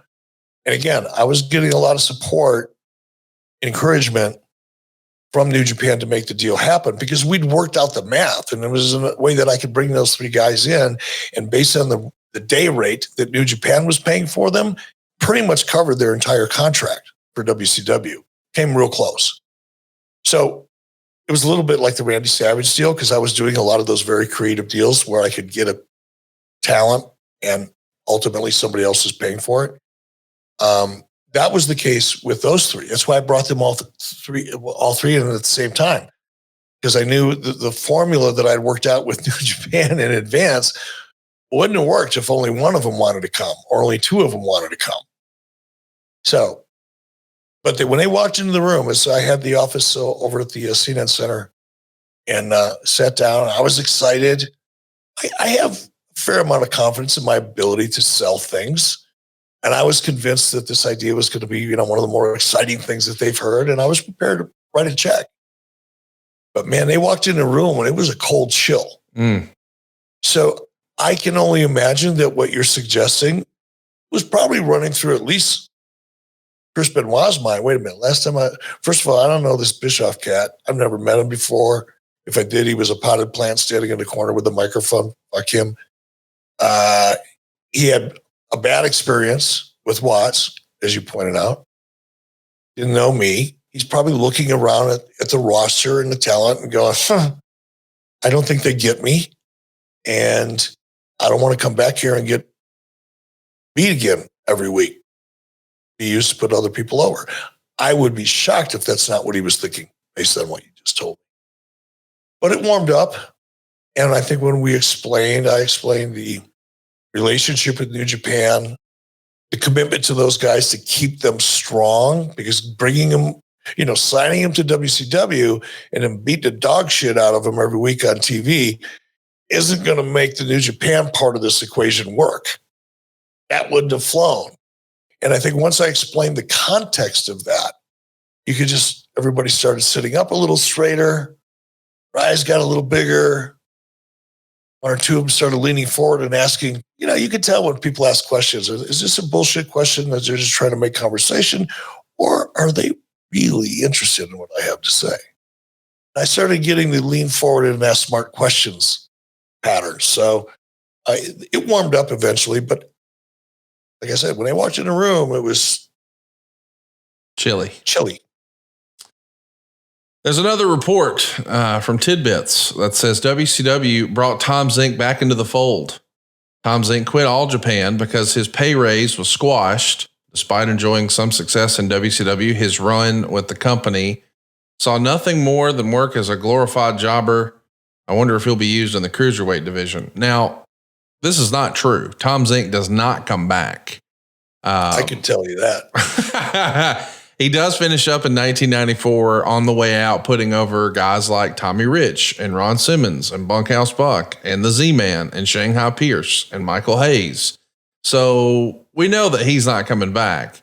But this does go to show that perhaps the narrative that WCW doesn't have enough support here to make this division work is true.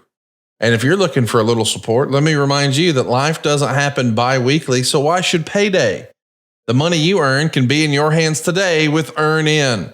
EarnIn is an app that gives you access to your pay as you work, up to $100 per day or up to $750 per pay period. Just download the EarnIn app and verify your paycheck. Then access up to $100 a day as you work and even leave an optional tip. Any money you access plus tips are automatically repaid from your next paycheck. And this is awesome if you need a special night out or maybe a last minute gift for a loved one. Or maybe it's not something so fun like an unexpected trip to the veterinarian. Make EarnIn a part of your financial routine and join EarnIn's over 3.5 million customers who say things like, when I think about EarnIn, I think about financial stability, security. It gives me a lot of peace of mind. Download EarnIn today. It's spelled EARNIN in the Google Play or Apple App Store. When you download the EarnIn app, just type in 83 weeks under podcast when you sign up, and that'll really help the show. That's 83 weeks under podcast. EarnIn is a financial technology company, not a bank, subject to your available earnings, daily max, pay period max, and location. See earnin.com/TOS for details. Bank products are issued by Evolve Bank and Trust, member FDIC. So let's talk about, as we get closer into May, we start to see it's in March, we start to see there's going to be reports of a taping in March in Dothan, where we're finally going to kick off this tournament. And there's lots of speculation that has turned into a political thing behind the scenes. Because besides having Brian Pillman as sort of the centerpiece, we're going to have to bring in a bunch of outsiders.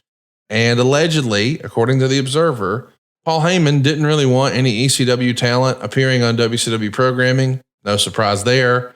But that means guys like Sabu or Chris Benoit or Dean Malenko or Too Cold Scorpio, well, if they're going to work with ECW or if he has them under contract, which he may not have, maybe that's not as big of an option. So you'd have to sign those guys instead of just bringing them in as a one-off. But it's being discussed as if it's all going to get started at this WCW Pro television taping in Dothan, Alabama, which is crazy. And we even hear in the following weeks, as we get closer to that tournament, that you guys are making a heavy play for Sabu. And we've talked about Sabu a little bit before here on the show. We do know that he makes a handful of appearances, but he's not long for WCW. I felt like he was, and maybe still to this day, doesn't get the credit he deserves. A real innovator, way ahead of his time, and arguably the biggest draw that ECW had, because he had enough buzz before the internet was what it is. He went viral with wrestling fans and the tape trading community and things like this. It was, hey man, you got to see this guy. He's flying through tables. I mean, as silly as it is, tape trading compilations of him just breaking tables were blowing up at the time. How and when did Sabu get on your radar, or is that all Kevin Sullivan's influence? It's really all Kevin.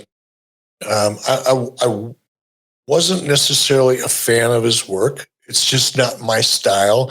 And in my opinion, his style, which was interesting to see occasionally, like a couple times a year, but on a weekly basis, I didn't see it being sustainable. Partly because there weren't a lot of people that I felt, top players, top guys, who could have great matches with him. So I just wasn't on my radar at all. Kevin Sullivan did push pretty hard. There was probably more than 2 or 3 occasions when Kevin would bring up Sabu's name and he would get a predictable response. I mean, I wasn't like, yeah, never, or anything like that. It was always, next. Something else, please. What about Jerry Estrada? There's a lot of reports in the newsletters that Jerry Estrada is going to be a big part of the WCW Cruiserweight division, including Latin Lover. And we know that we're going to see a little bit of that. But Jerry Estrada is a name that we don't hear a lot. Are you a fan of his work? Are you familiar with his game? I'm not clicking. I mean, the name is familiar, but I can't come up with the image. I couldn't tell you, man. He was a AAA luchador who dressed a little bit like Dominic Mysterio, and that he had tights, a sleeveless top, and tassels. But he did have some off the field issues and challenges, if you will. But it is a name that, you know, if you're a lucha fan, you're very familiar with. We know it never really happened in WCW. But what did happen is at Super Brawl, we would have Paul Orndorff pick up a win over Brad Armstrong in 3 minutes and 45 seconds. And you're in the announcer position for this show, and you note that Brad Armstrong can't wait for the upcoming Cruiserweight tournament. And then he gets beat in less than 4 minutes. Probably not the best way to kick off. No, I was just saying, I was in my own mind as you're telling me what I said. I'm going, oh, you dumb.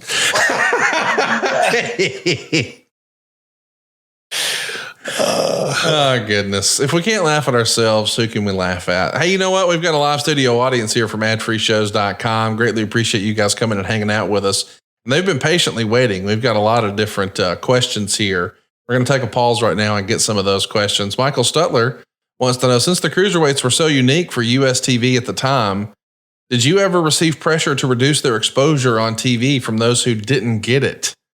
I know that sounds silly now in 2024, but I remember once upon a time watching, I forget exactly what it was. Maybe it was Kevin Nash and Rey Mysterio. I mean, I think I was in high school at the time, and my dad was like, are you serious? This guy's going to fight that guy? That guy would kill this guy. That's stupid. Then, of course, well, Ray got the win because that's wrestling. It's storytelling, you know, David and Goliath. Hey, how does your dad react when Ray got the win?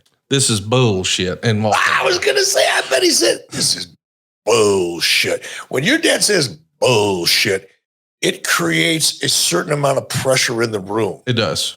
You know, because when he says bull, it's like, whew. He's serious. Did you ever hear from people in the Turner organization who were like my dad, who thought, what is this? No, not Turner corporate. Fuck, I never heard from them anyway. Not until towards the end when they were wanting tickets to shit. But no, never from the corporate side. I did hear a lot of it from the locker room, though. How do we follow that? Yeah. What are you doing? What are we supposed to do now? Because they knew it was fun to watch. And a lot of guys were going, well, I'm going to go out and try to do what I do after they just did what they just did. Oh, fuck. Some people said it to me, said it to my face, and we discussed it. The majority of them just said it to each other and to themselves and kept it inside because they didn't want the heat necessarily. They wanted the check, not the heat. So they checked themselves. But I got a lot of it. I got a lot of that. We should mention when we talked about, your commentary at Super Brawl that Brad Armstrong's looking forward to the Cruiserweight tournament. So he don't get his ass kicked up here with the big boys. I mean, I'm so sorry. Brad, Here's the thing too, Brad, for everyone listening to this, they know he's one of the best wrestlers that ever lived, just unbelievable in-ring performer. But he never really became a star. He was always sort of in the enhancement role. And that's what he's doing here. So for the people who are fearful of, man, I don't want to be this generation's, no disrespect, Denny Brown. I don't want to be the NWA junior heavyweight champion. I don't want to do that. I could see why they would take a look at Brad's treatment here. Hey, he's going to be a big part of this Cruiserweight tournament. Yeah, he's going to get beat in 3.5 minutes here by Paul Orndorff on the pre-show. I mean, I even heard some guys back in the day refer to this as the jobber weight title. Have you heard that before? No. But, when you go back and you look at the origins, I could see why they think that. And so there's a report in late April, I guess it comes out in May in the Observer, that you did meet with Sabu and he had concerns. I guess, according to the recap that we read in the Observer, when you met with Sabu, you were offering something like, we want you to be Brian Pillman's opponent. Like that would be if we're building the thing around that, Brian Pillman's going to be the baby face, you're going to be the heel, that sort of deal. And allegedly Sabu, who was in communication with the newsletters, or this information was at least back channeled through Heyman, if you will, he didn't want to be typecast as a cruiserweight. And he felt like if I'm given that title, it's going to be hard to shake off. I don't want to be enhancement. And he allegedly made a pitch for the U.S. title. Okay, after I do this with Brian Pillman, can I work on the U.S. title? Does any of that ring a bell? Do you remember having these conversations? I would have never had those conversations in 1994. Kevin may have. This is 95, but yeah. Oh, this is 95? Was it pre-Nitro or post-Nitro? It's pre. We're in April or May of 95. Yeah, no, I wouldn't have been in that. This is not a conversation I would have ever had. Not that I wouldn't have wanted to, but I'm a macro manager, always have been. Sometimes it really works in my favor, sometimes not so much. But in this case, I stayed away from booking really until Nitro came along and I was more or less forced to insert myself. I was happy to delegate that. I really didn't. I was uncomfortable in it. Zero confidence. And look, I've always known, this has been consistent about the way I've worked my whole life. If I don't feel like I'm making the right contribution to the team, I don't want to be on the team.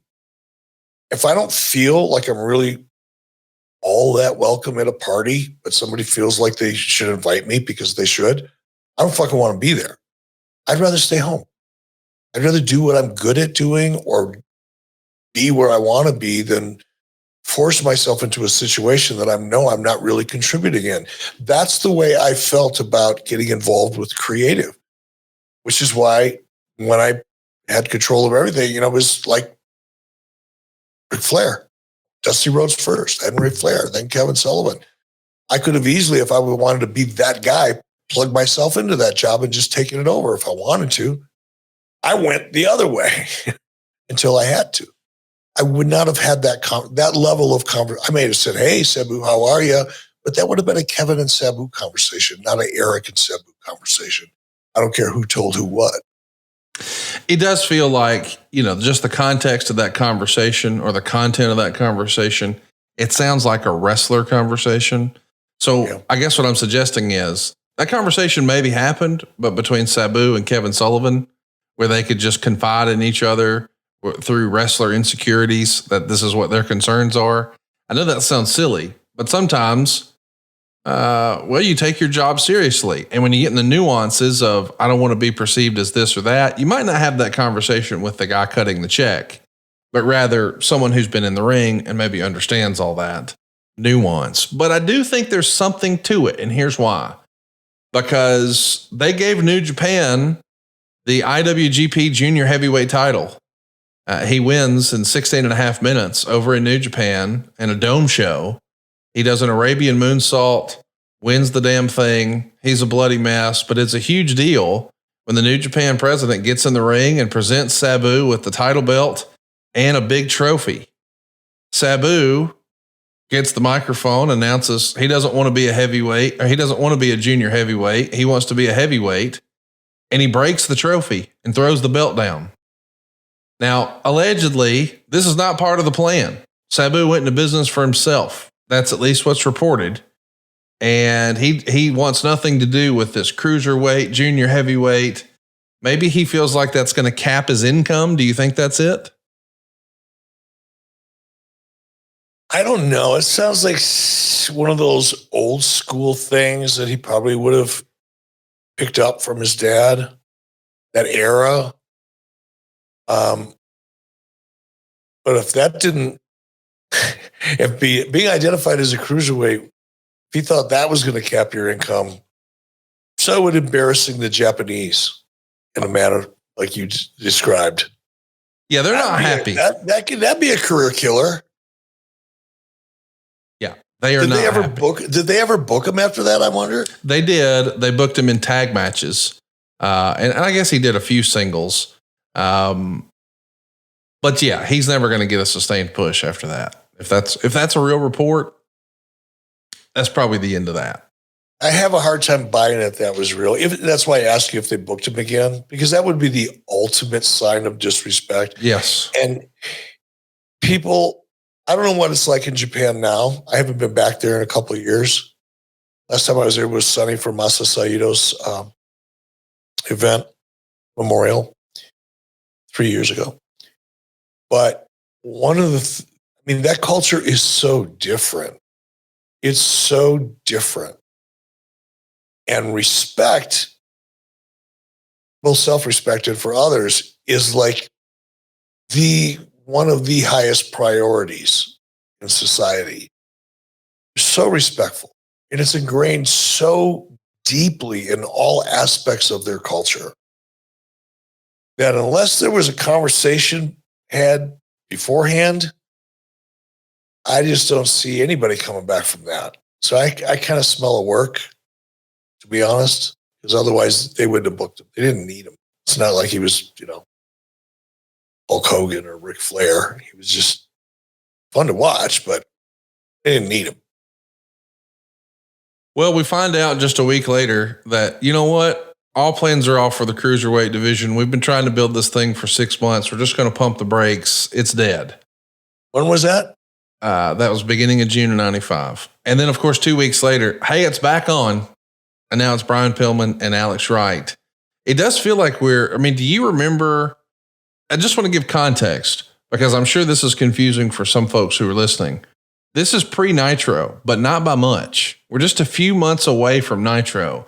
And I can't imagine all the things you're trying to get straight, because this is the era where, oh, by the way, Vader's getting a fight with Paul Orndorff at center stage. There's going to be a whole bunch of issues with that. You're now going to have live programming head to head with Monday Night Raw. You're going to be 2 hours. I mean, there's a lot at play here, and a lot of new endeavors and a lot more pressure. And you got to be feeling the scrutiny. Because, and we never talk about this, but of all the great what ifs in wrestling, what if the initial Nitro was a flop? What if Nitro wasn't successful? What if Nitro got buried? I mean, it's one thing when it's on the weekend in the middle of the afternoon or it's early morning, syndicated, whatever. It's another thing when it's on TNT and it's prime time and it fucking fails in prime time. Now you're talking about big dollars on a big network on the A. I mean, this is like prime real estate in the television landscape. So if this thing fails, man, it's not just devastating for your career or WCW, but the whole wrestling industry. And nobody talks about that now. Everybody's, well, of course it's going to be successful. Well, I don't know about that. No, in fact, it was the opposite. Everybody that was talking about it after it was announced was this is not going to work. Yeah. Bischoff doesn't know what he's doing. WCW can't compete against WWE head to head. I mean, nobody thought we had an Ice Cube's chance in hell, including, possibly me. But here's an interesting thing, Conrad. Everything that you said, feeling that you described, all of them, was absolutely correct, on the money, with the volume turned up a little bit more. But at this point in 1995, I don't think I've had that meeting with Ted yet. Wait, in the summer? You hadn't had a conversation in the summer? Aren't we in June. April right now? June? It's fucking close. Because we only had about 60 days to figure out Nitro. Well, that's what I'm suggesting is maybe you're trying to get this cruiserweight division going. When the Nitro thing gets dumped in your lap, you're like, fuck it. We'll come back to that. I know we've been focusing on it, but this has to be the priority now. Nitro, not the cruiserweights. Could have been. Yeah. But it's close. It's so funny because I'm thinking the only way I would be able to figure that out, if there's not any accurate reporting, and I doubt there is, maybe I could backtrack from it from the first announcement that there's going to be a show called Nitro head to head. From that first announcement, if I back that up about 2 weeks, that's probably around the time that I had the meeting with Ted. Because the word got out fairly quickly. But it's a possibility, that it was like, whoop, hit the brakes. I got shit to do. Well, here's what I mean. Like, I do think Nitro causes you to just downshift. Here's what I mean.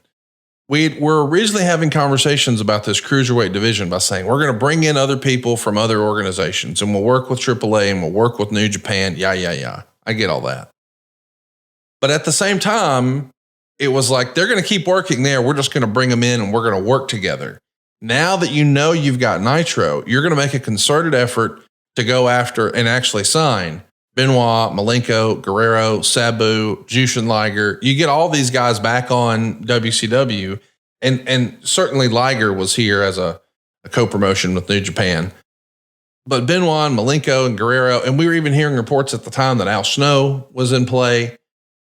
Instead of just, hey, we're going to come in and have you work some of this tournament, now it's like, no, we're live.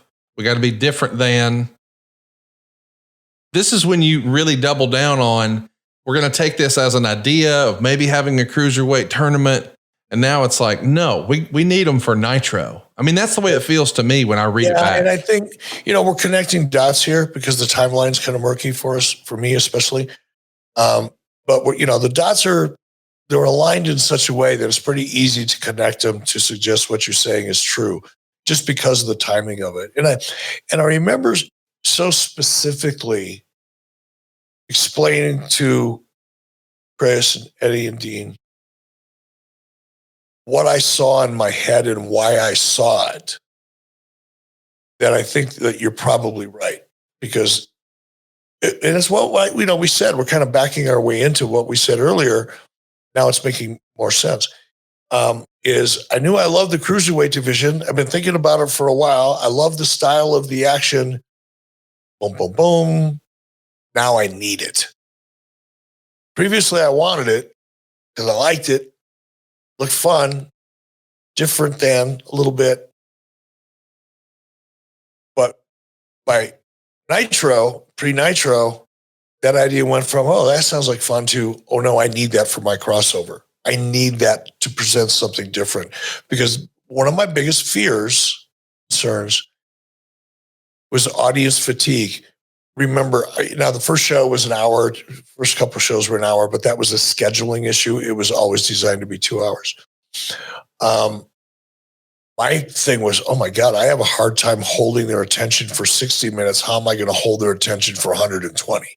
That was like a real thing. That kept me up at night until I went, I think I got it, or at least perhaps I have it.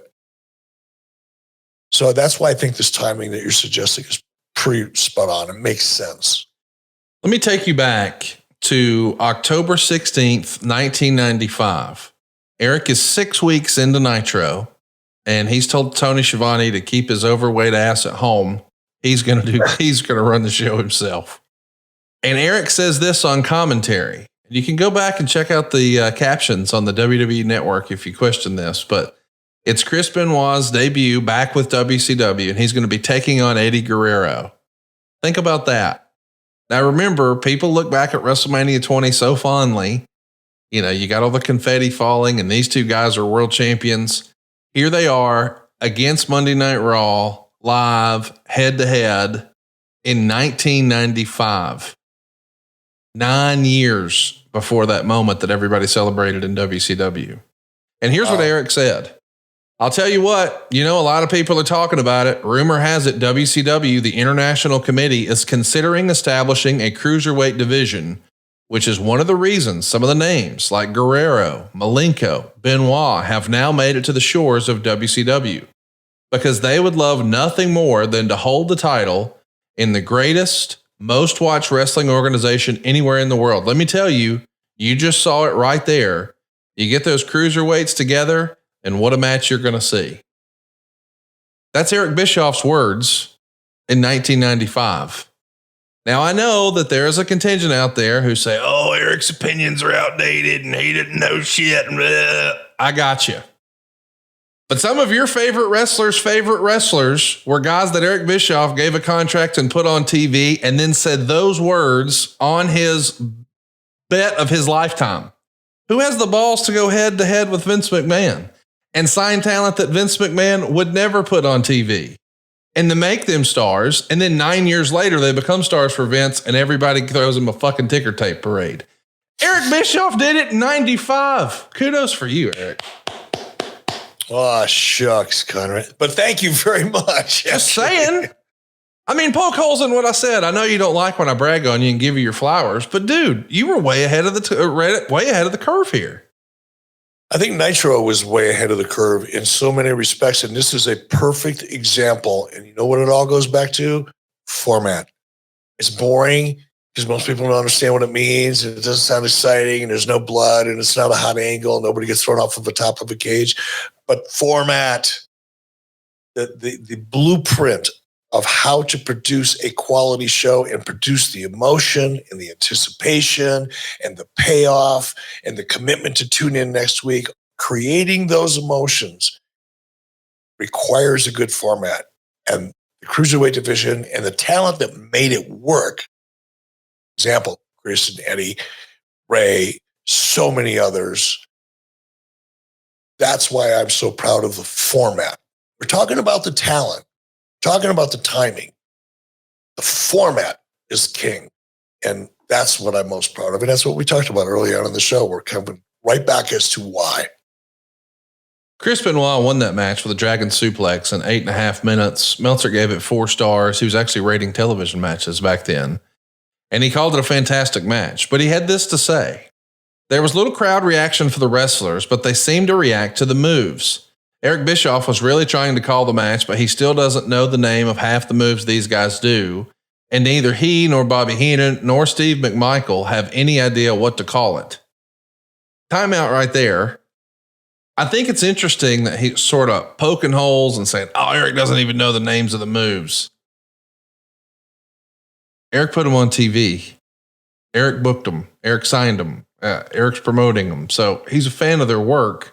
But no, he may not know all the moves because he's never seen half of these moves, and neither has the audience, which you just said. The crowd didn't get any reaction to the wrestlers, and why would they? They don't know who Chris Benoit and Eddie Guerrero are. They let their work speak for themselves, and you even wrote, the fans are reacting to the moves. Well, so was Eric. He's never seen that shit either. I just thought it was fascinating. And he even said in the breakdown of this match, he being Dave, Unfortunately, then Bischoff started talking about the Cruiserweight tournament for these guys, which, unless done right, will doom them as far as getting over. The whole idea of introducing a new style is to get new fans. For the most part, and a lot of people won't want to hear this, but new fans are generally going to have to be teenagers or younger. I love that because I think he's right. I think today, like, we got a lot of dudes who look like me watching wrestling. We need younger kids to watch wrestling. And I think that's the reason WWE is experiencing the growth they're having. And I think Cody Rhodes is a big piece of that because he's leading the charge with little kids. Like, I was a little Hulkamaniac. And I do think that, you know, hey, he's right, that you need something that's going to attract kids and teenagers. And this style of wrestler could do that. Like, this is 1995 where the word extreme is getting popular and the X Games. And, you know, you got that Dan, whatever his name was, on MTV doing all the skateboard tricks and blah, blah, blah. I totally buy into this is the way to attract a younger audience. Was that part of your initiative? Did you think that, hey, the Cruiserweights might bring in younger fans? You didn't think it would bring in older wrestling fans, right? I mean, it's the opposite. It's going younger. Dave spends way too much time, and so does everybody else that talks about and writes about professional wrestling when it comes to demos. The target for me, when I was told I was going to do this show, was clearly defined as 18 to 49. Clearly defined. 18 to 49. Not kids. I didn't fucking want kids. No. Sorry, Garrett. Didn't want them. Sorry, Garrett. Sorry, Montana. Not that. I knew, because I am a fairly analytical person in my own way, but I'm looking at what WWE does well, and they dominated kids. Teens and preteens is the actual demo, or at least it was back then. Teens and preteens is the demo. And there's no way, not only did I want it, there's no way even if I did, I could get it. I went 18 to 49. That was my target, not Dave's kids and teens. Now, yes, that was my target. Yes, I brought in the Cruiserweights. Those two things didn't have anything to do with each other. I brought in the Cruiserweights simply, not from a demographic perspective of which audience, and Dave's wrong because he's never produced television, so he can't hit his ass with both hands on a compass when it comes to talking about how to produce television. He's clueless. Trust me. The idea was, from a visual presentation, I wanted to hold on to my existing audience. My job was to start with 5 viewers at the beginning of the show and end up with 25 viewers at the end of the show, because I'm in a head-to-head environment for the same audience. So my job is to attract them and hold them and hopefully grow them. But the hopefully grow them wasn't from, oh, let's bring in little kids, teenagers. It was, how can I present action that is different, substantively different than the rest of the action throughout the show, so I eliminate the sameness quality that I feel when I watch my own show. How do I do that? Cruiserweights, because I've seen that fast shit over in Japan and I love it. And it's different than what we're going to see at the end of the show. And it's kind of new. And other than ECW, nobody does it. And nobody's watching ECW at the time anyway, so it didn't really count. So I'm thinking this is a way to present something new and exciting and have an international kind of vibe to it, which was important to Turner Broadcasting, but also a unique selling proposition with regard to the comparison between WWE and WCW at the time, brand differentiation. So it served those purposes. Whether it was going to bring in kiddies and teens never even occurred to me, because it would have been a dumb idea to think that way.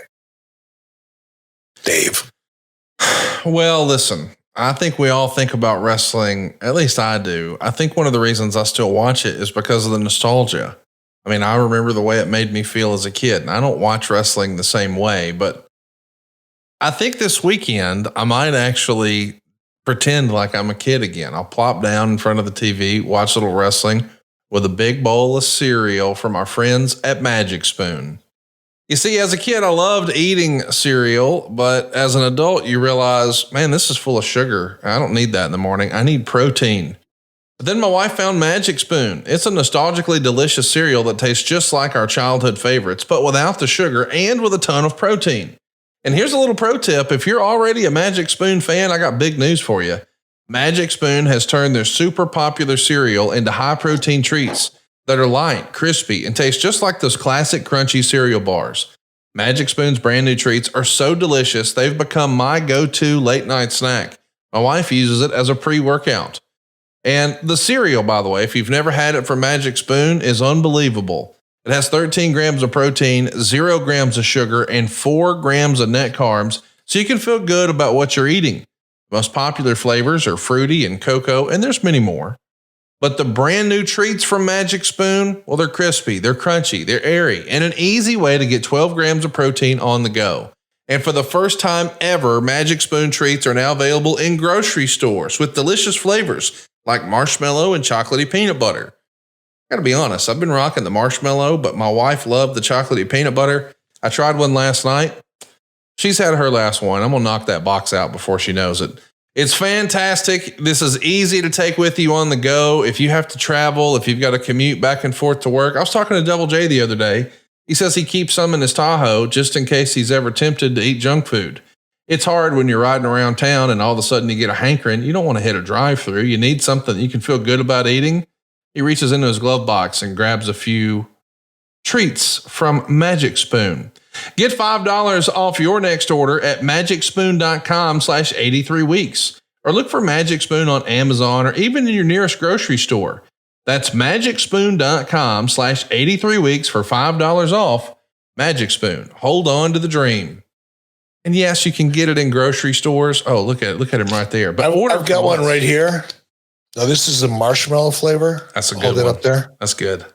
1 gram of sugar. 1 gram of sugar is like literally a grain of sugar you found. Oh my gosh, I'll have a gram of sugar. 2 net carbs, almost the same thing. 12 grams of protein. Now that's cool. This is delicious. Show the product up to the camera as close as you can. See, that's the top, but look at the bottom, Eric. Flip it over. Yeah, come on. That's the goodness right there. That's the goodness right there. Go right now. Good. I hate to talk with my mouth full, except for we're doing the reach, so it's kind of okay, I think. I think it's okay too. Magicspoon.com/83weeks. Use our promo code 83weeks. It'll get you $5 off. Now, I want to just give you a pro tip.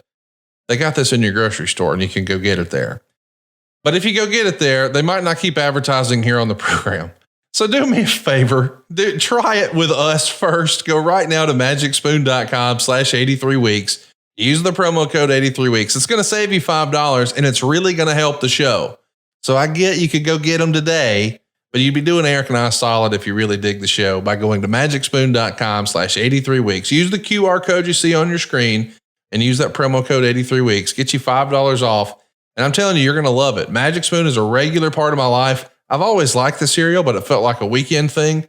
Man, we're crushing these treats down here. You try one and you'll see why. Use our promo code 83weeks. You'll love it.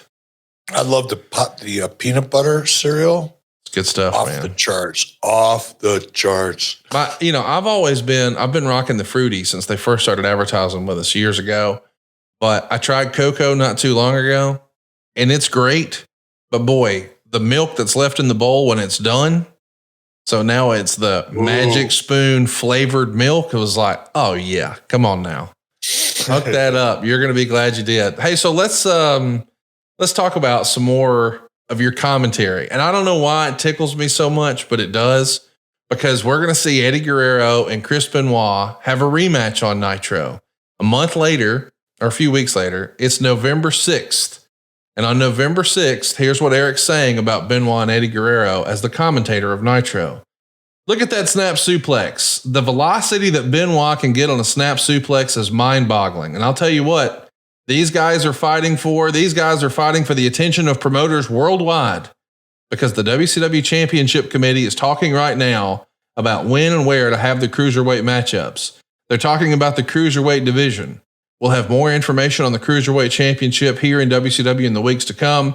But here are 2 guys that came to play where the big boys play because they want that piece of gold. So you're at least talking a little bit about this tournament and crowning a new champion. And you also shoot a pretty rare pre-taped Nitro for the following week. And that's an interesting one because we get Benoit and Sasaki, Guerrero and Bad, and Sting versus Malinko. So it's rare that we had a taped Nitro, but man, look at the talent. Benoit, Guerrero, Malinko, they're all on display here on November 13th. We might not have announced an official championship or anything like that, but boy, Sting versus Malinko, I forgot that even happened. I got to go watch that. Yeah, I don't remember it either, but this sounds like a really exciting time. I'm going to go back and check it out. The WWF won. It's not a huge difference, but they won. Raw got a 2.6 rating. WCW got a 2.0. Raw that night had things like Razor Ramon and Sid for the Intercontinental title. But man, this is a departure, from the way WCW used to be. I want to run through some of those matches again. Eddie Guerrero versus Johnny B. Bad, Sting versus Dean Malenko, Benoit versus Sasaki. Like, this approach to television wrestling is changing, and you're sort of leading the charge on that. Who else behind the scenes in WCW was a big advocate for the cruiserweights? And was there anybody who was reluctant or hesitant to see it the same way you did? Kevin Sullivan was more excited about it than I was. He really saw it. And I think it's understandable why, right? Kevin was always a smaller guy. And the idea of a division for guys who were like Kevin was a great performer. But to have a cruiserweight division was something that it didn't take a lot of time explaining to Kevin. He saw the picture immediately. That was about it. I mean, nobody was vocal against it. Nobody was about to speak up against it at that point. But you can tell when somebody's on board with an idea or not, just by body language and energy level. I think everybody else was at best neutral. Oh, we're just going to give this a shot and see what happens. And there were some, like, I don't want to name names because they may not have felt the way I interpreted them. But there was just a lot of, this is not a good idea. Because, again, they knew the talent were going to kick back, right, or push back. Some of the bigger talent that have this thought of, oh, great, how am I going to follow that? So a lot of the people on the creative team were also de facto agents or agents by default, and they anticipated the reaction. So they were just less than enthusiastic, except for Kevin. Kevin was the head cheerleader. I find this, I just want to remind everybody, these matches that I'm talking about, I know on some level in the context of 2024, it doesn't sound like a big deal, but Sasaki was the guy who beat Sting for the US title, and Benoit beats him. And, Johnny B. Bad, no matter what you think of the character, he's a television champion, and he goes to a draw with Eddie Guerrero. So the TV champ doesn't beat Eddie Guerrero. They go to a draw. And then in the main event, that's right, the main event, it's Sting versus Malinko. And respectfully, once upon a time, the size difference would have dictated that Sting was going to eat him up. That's not the case here. Sting gets a win, but barely. I mean, he escapes with a win. I mean, it was a back and forth affair. So yes, Malinko loses, but it's treated like it's a fair fight, and Sting eked out a win. This is a major statement, I think, Eric, on a tape Nitro that, hey, the way everyone in the industry has perceived this division and what these guys are going to be used for, think again. Because I don't think a lot of people would have had it on their bingo card. Again, this is 95. This isn't Dean Malenko in 97 or 98 or 99 once he was established to this audience. He's a relative newcomer here. And Sting, the franchise of WCW, in the main event, and he doesn't just eat him up. You're sending a message here with this, I think, Eric. Yeah, and I don't think it was the intention. I think the message was just there. But it was just it was a commitment. It was what I talked about earlier, with regard to Tony Khan and AEW, is make a decision, make a commitment to that decision, and then discipline yourself to be able to execute properly. It's really that simple. And the commitment was clear. as evidenced by the way we did it.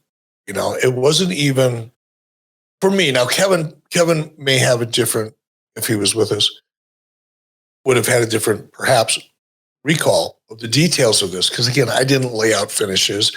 I would have been highly involved in who was going to win and who was going to lose, but how they got there was not my thing. Even at this time, it was Nitro. That part has never been my thing. Story, yes. Match layout, absolutely not. Won't go near it. But the commitment was 100% there. And I think Kevin, knowing that the commitment was 100% there, executed properly and used his best judgment to execute it the way it should have been executed. As best I can tell, Chris Benoit only had one television cruiserweight title match. I know he had a house show match with Rey Mysterio in 99. And I know that back when he was Wild Pegasus in 96, which is his New Japan moniker, there was a tournament and he lost in the finals of that tournament. I get all that. But I think Eddie Guerrero and Chris Benoit in Biloxi in 97 is the only time we saw Benoit really challenging on TV for the cruiserweight title. And I'm bringing this up to you because we've sort of thrown his name around a lot here as if he was going to be a part of the cruiserweight division. And we do that based on his size and stature. But for whatever reason, he was seemingly always positioned as a heavyweight. I'm wondering how and where and why do you sort of draw the line on, okay, we're not going to really use him in that regard, but we are this guy, this guy, this guy. Because he certainly checked all the boxes as far as, actual pounds on a scale. It would make sense that he would be there. What was it about Benoit's game that you didn't want to use him in that way?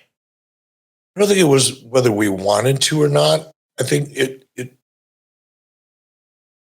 organically probably came from the fact that Chris, more than the rest of the cruiserweights that you might throw in there with him, Chris was the one that he was right on the line. He was big enough visually. Now, weight-wise, you're right. He was probably my height. I don't think he was more than 5'10", to be honest. If that. I'm 5'10" and a half. He may have been 5'10". But I think he's 5'9". He was I think he's 5'9". 5'9". But he looked, because of the way he was built, like he was 6'3". Okay. He looked so big that even though he wasn't, he looked big enough to be believable against a heavyweight. Whereas many of the rest at this point in time, it would have been a stretch. It would have taken a story to get there. So because Chris Benoit was right on the bubble, so to speak, it was a lot easier to move him back and forth. And I didn't want, and this is ultimately one of the things that really made the cruiserweight division a challenge. I didn't want talent going back and forth. It's one of my big bitches in TNA when they call it the X division. What the fuck is it? I don't know. We're just going to call it the X division. What are the rules? Well, there are no rules. Oh, you mean that sounds like the other Thursday night. But Chris was the one guy that could play in both categories. And it was, I don't know if it was just by osmosis or whatever. We just made a decision to kind of keep him out of the cruiserweight division. So he was available to us and I wouldn't have to have somebody going back and forth. If you're wondering, hey, what happened with this great cruiserweight tournament in WCW? Well, it kind of didn't happen. We've got Otani and Wild Pegasus that we mentioned. That's going to happen in New Japan. That happens in late March. I guess it's March 20th, but it's a one-match tournament. So we're using some creative license here. And then on Nitro, we would actually see a couple of weeks later, you're doing a show at Anderson, South Carolina, and you make some sort of comment that Benoit had been eliminated from the tournament by Otani in Japan. But they had already crowned Otani the champion. So the tournament's over, but you're not really saying that.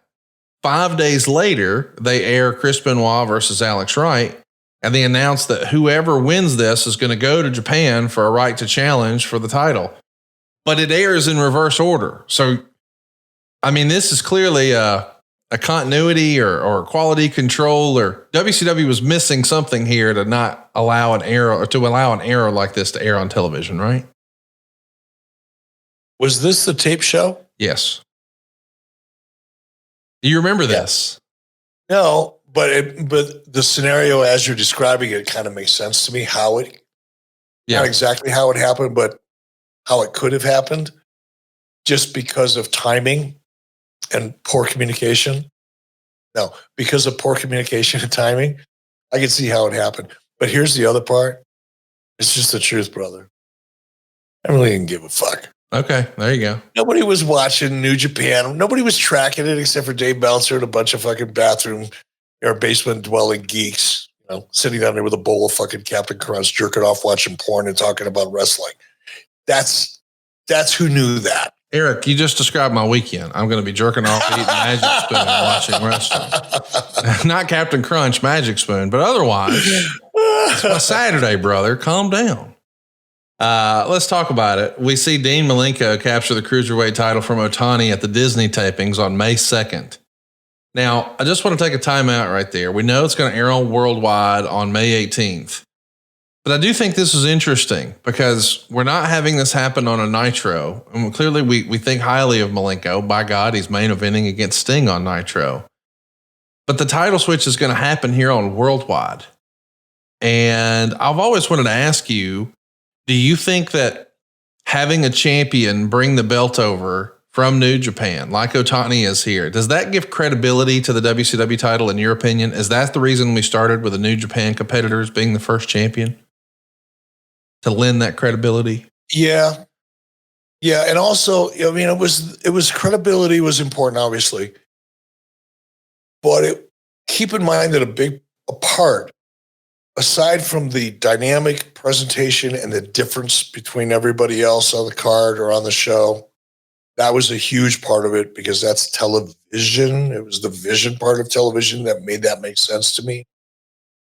But right below that as a priority was, again, differentiating WCW and Nitro from WWE and Raw by showcasing more international talent and our commitment and discipline to providing a broader range of international talent than the average viewer could find over on Monday Night Raw. That would also give more credibility to the brand. So credibility was a big part of it, partly because of the Cruiserweight division, but the credibility to Nitro as being the largest in the world, the most successful organization in the world, which we eventually became in some respects, not all respects, not financially. Even when we were stomping a mud hole in WWE in terms of television ratings and attendance, they were probably still equal to or outperforming us for a good portion of that time when it came to total revenue because they were a much more mature business model. Now I've gone off into the weeds and it's fucking boring, so let me get back to the business at hand. Business at hand was I want to create the Cruiserweight division. Yes, I wanted to have credibility, but the reason I want all that is because I want Nitro to be different than. That was it. Let's talk about the reason it may have been on Worldwide, because I was sort of scratching my head. Why would they do it there and not Nitro when you're really trying to compete? And then it clicked, hey, maybe this was sweeps. Do you think that was part of it? Like you needed something, you needed a shot in the arm? Respectfully, Nitro is now the A show and Saturday night is the B show. And then it kind of falls off a cliff. And then there's Pro and Worldwide. You do need something on those shows, especially in sweeps, right? I don't think sweeps would have factored into it. Okay. I didn't do things for sweeps. I did things for the pay-per-view. And if, oh, by the way, sweeps happen to fall in an important part of that works too, I guess. But I never made decisions creatively specifically for sweeps. But I'm trying to figure out why, why would you do that? Because Nitro was the holy grail. Nitro was, going back to some of your descriptions of what I might have been going through, in the summer of 95, I, figuratively speaking, had a gun to the back of my head. I mean, this is as high profile as you could get. I'm either going to be a hero or I'll be packing my shit and heading out to LA soon. So why would I give away something big like that on a syndicated show that in the big scheme of things didn't really matter? I mean, it kind of did as a part of a whole. Like, we had WCW Worldwide, we had WCW Pro, we had WCW Main Event. Might have had a different one in there. We had 3 shows in syndication, but the syndication side of the business model was an aggregate number, meaning we combined Nitro ratings with our syndication ratings. That number is what was sold for a period of time to advertisers. It was an aggregate number.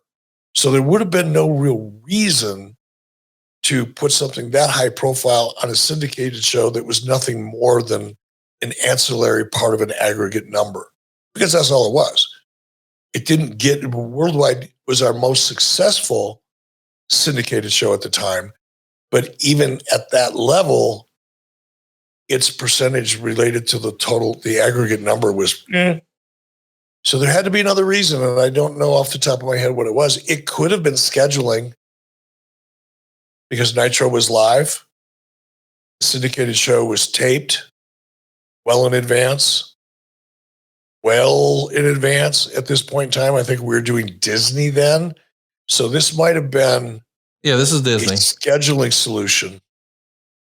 I wanted to ask you about those Disney tapings because, Malinko's not just going to do this one match at these Disney tapings. He wins the belt here, but in the tapings that, he's on in the future, that are filmed at this same time, he never comes out with the belt again.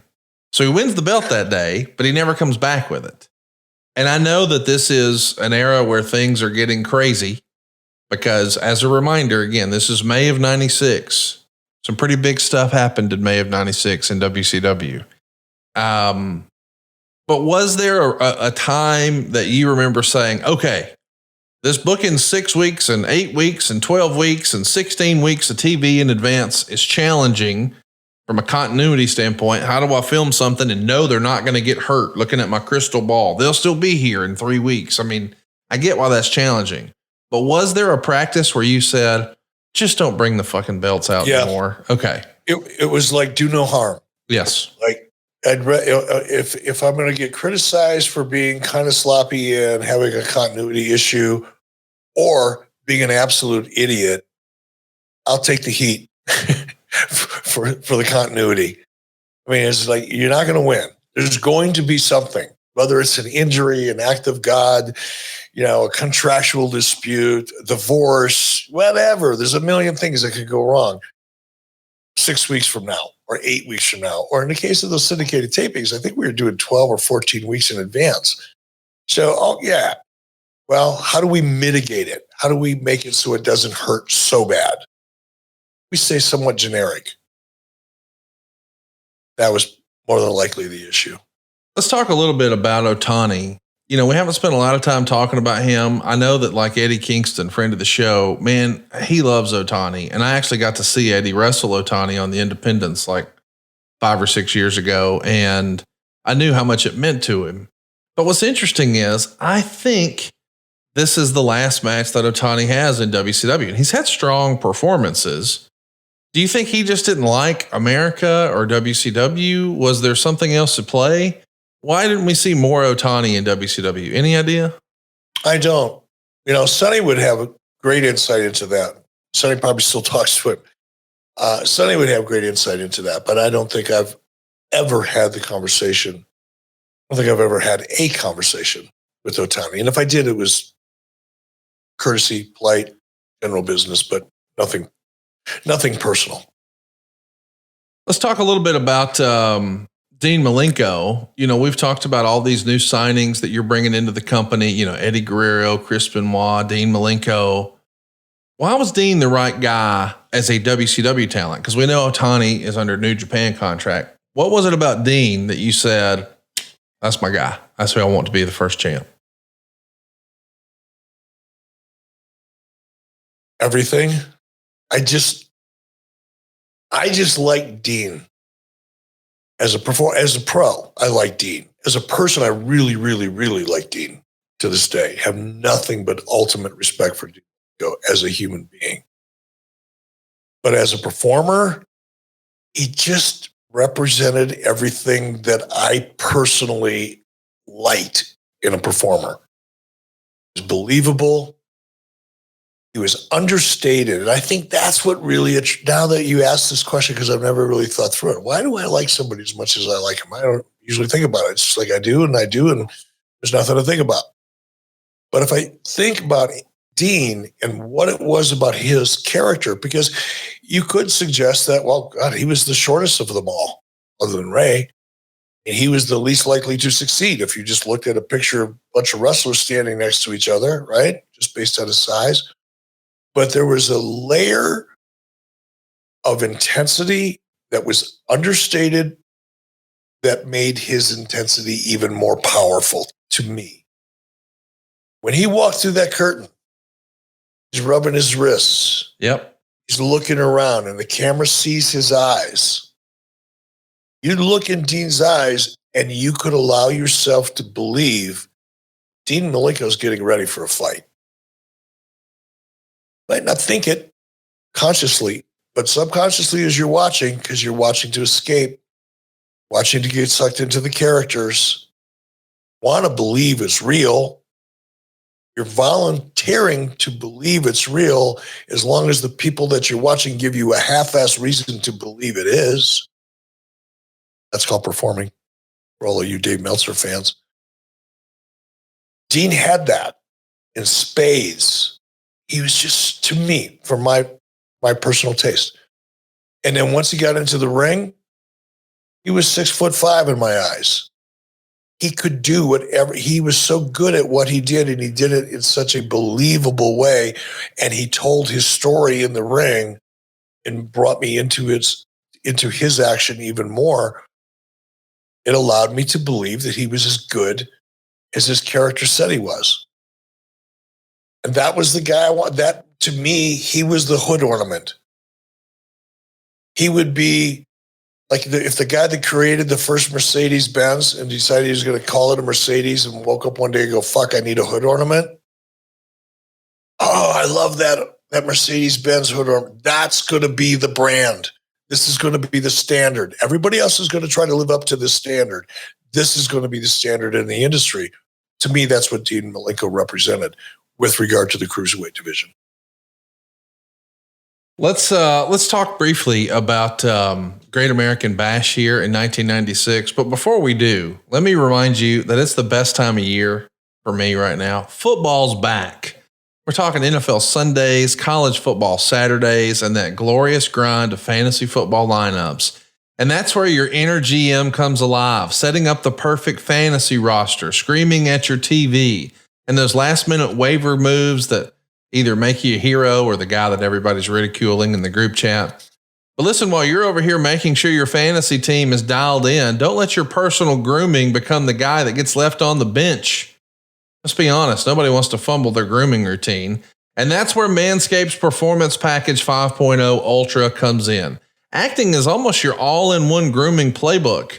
From keeping things sharp down below with the Lawnmower 5.0 Ultra, to taking care of those rogue nose and ear hairs with the Weed Whacker 2.0, this is the lineup that'll keep you looking and feeling like a champ on and off the field. Join the 10 million men worldwide who trust Manscaped and get ready for kickoff by heading over to manscaped.com. Use the code 83weeks for 20% off plus free shipping. Trust me, you'll be drafting the real MVP of this grooming season. We're talking about the all-in-one grooming kit.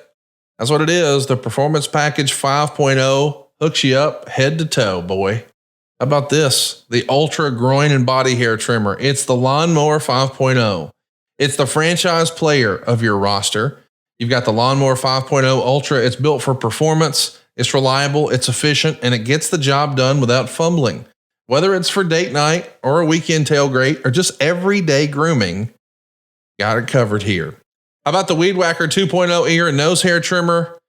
I always freak out my buddies because when they come over, I've got a box by my easy chair in the living room, and I'll pull it out and I'll just start trimming my nose hair and make direct eye contact with those motherfuckers and dare them to say shit to me.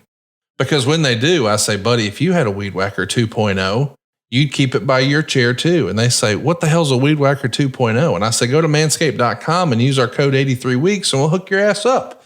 And then you too can keep it by your easy chair. But maybe the real game changer that is underrated is ball aftercare.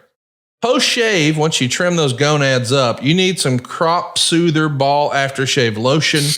And maybe here's the game changer, biggest of all in Dave Silva's household. I'm talking about the Crop Preserver Anti-Chafing Ball Deodorant. And I know what you're thinking. Ball deodorant, do I really need that? Let's be honest. You know you do. You know you got them stinky nuts. You've reached down there before and you've rubbed 2 fingers under your nose to see what's going on. You're like, God damn. Well, how about getting this anti-chafing ball deodorant? Buddy, that's all you need right there. I don't know what makes them do the things they say they like to do when it's not our birthday or Christmas or our anniversary, but I know what makes them not want to do it, and you do too. Dave Silva used to talk about something called Fermunda cheese. I don't even know what that is. I had to Google it. Don't do that. Go right now to manscaped.com, use the promo code 83weeks, and we'll hook you up.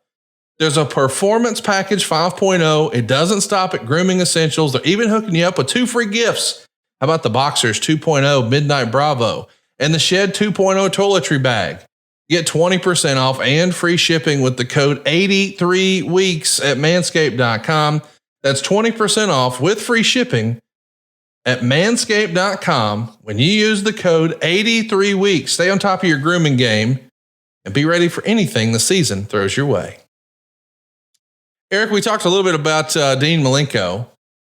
And now we know he's our champ, and we're getting ready for the Great American Bash pay-per-view. This is going to be in June in Baltimore. You're going to take a little bit of a ride with a tough crash landing that day. But the match that everybody's going to be talking about when it's over, sure, they're talking about Kevin Nash powerbombing you, but the match is Rey Mysterio and Dean Malenko. And here's what's written here. This is in the Observer. The Cruiserweight match wasn't a done deal, and on paper, it should easily be the best match on the show, but it's stupid booking. Mysterio Jr. is a total unknown except amongst Hispanic fans who aren't going to buy this pay-per-view and hardcore fans who are going to buy it whether he's on the show or not. Rather than beat a guy who could be the American answer to the original Tiger Mask or Jushin Liger right off the bat, would cut off his potential to be something other than a small guy with good moves who nobody takes seriously and neither sells tickets nor merchandise. They should set the guy on fire, protect him as New Japan did when it first created Tiger Mask and Liger, and see how far he can go, because he's tailor-made for the young kids audience and they buy the most merchandise, and then make people not be able to want to see him again against quality opponents rather than kill him right off. Now, listen, we all know that you putting Rey Mysterio on the program is a big deal, and he is going to be a force that is going to change wrestling forever. But Diamond Dallas Page has even wondered and said on his podcast back in the day, who the fuck is Rey Mysterio and why is he on the pay-per-view? This guy's a kid. He doesn't belong in here. Is he even old enough to be back here? That sort of thing. And then he took a look at what's happening and he's like, shit, he's better than me. What am I saying? Like, he is a force. And I'm wondering, Eric, with the benefit of hindsight, why would you debut him on pay-per-view? It does feel like you would have did it on TV. Were you trying to prove a point, or is there something else at play that I'm missing? No, there's a lot else. And it's not about proving points. That's an ego-driven kind of thing. And there was nothing about, proving a point is not a concept that's ever popped into my head with regard to, producing a television show. The thinking was more, first of all, I wasn't trying to get any one individual over. I was trying to get a division over.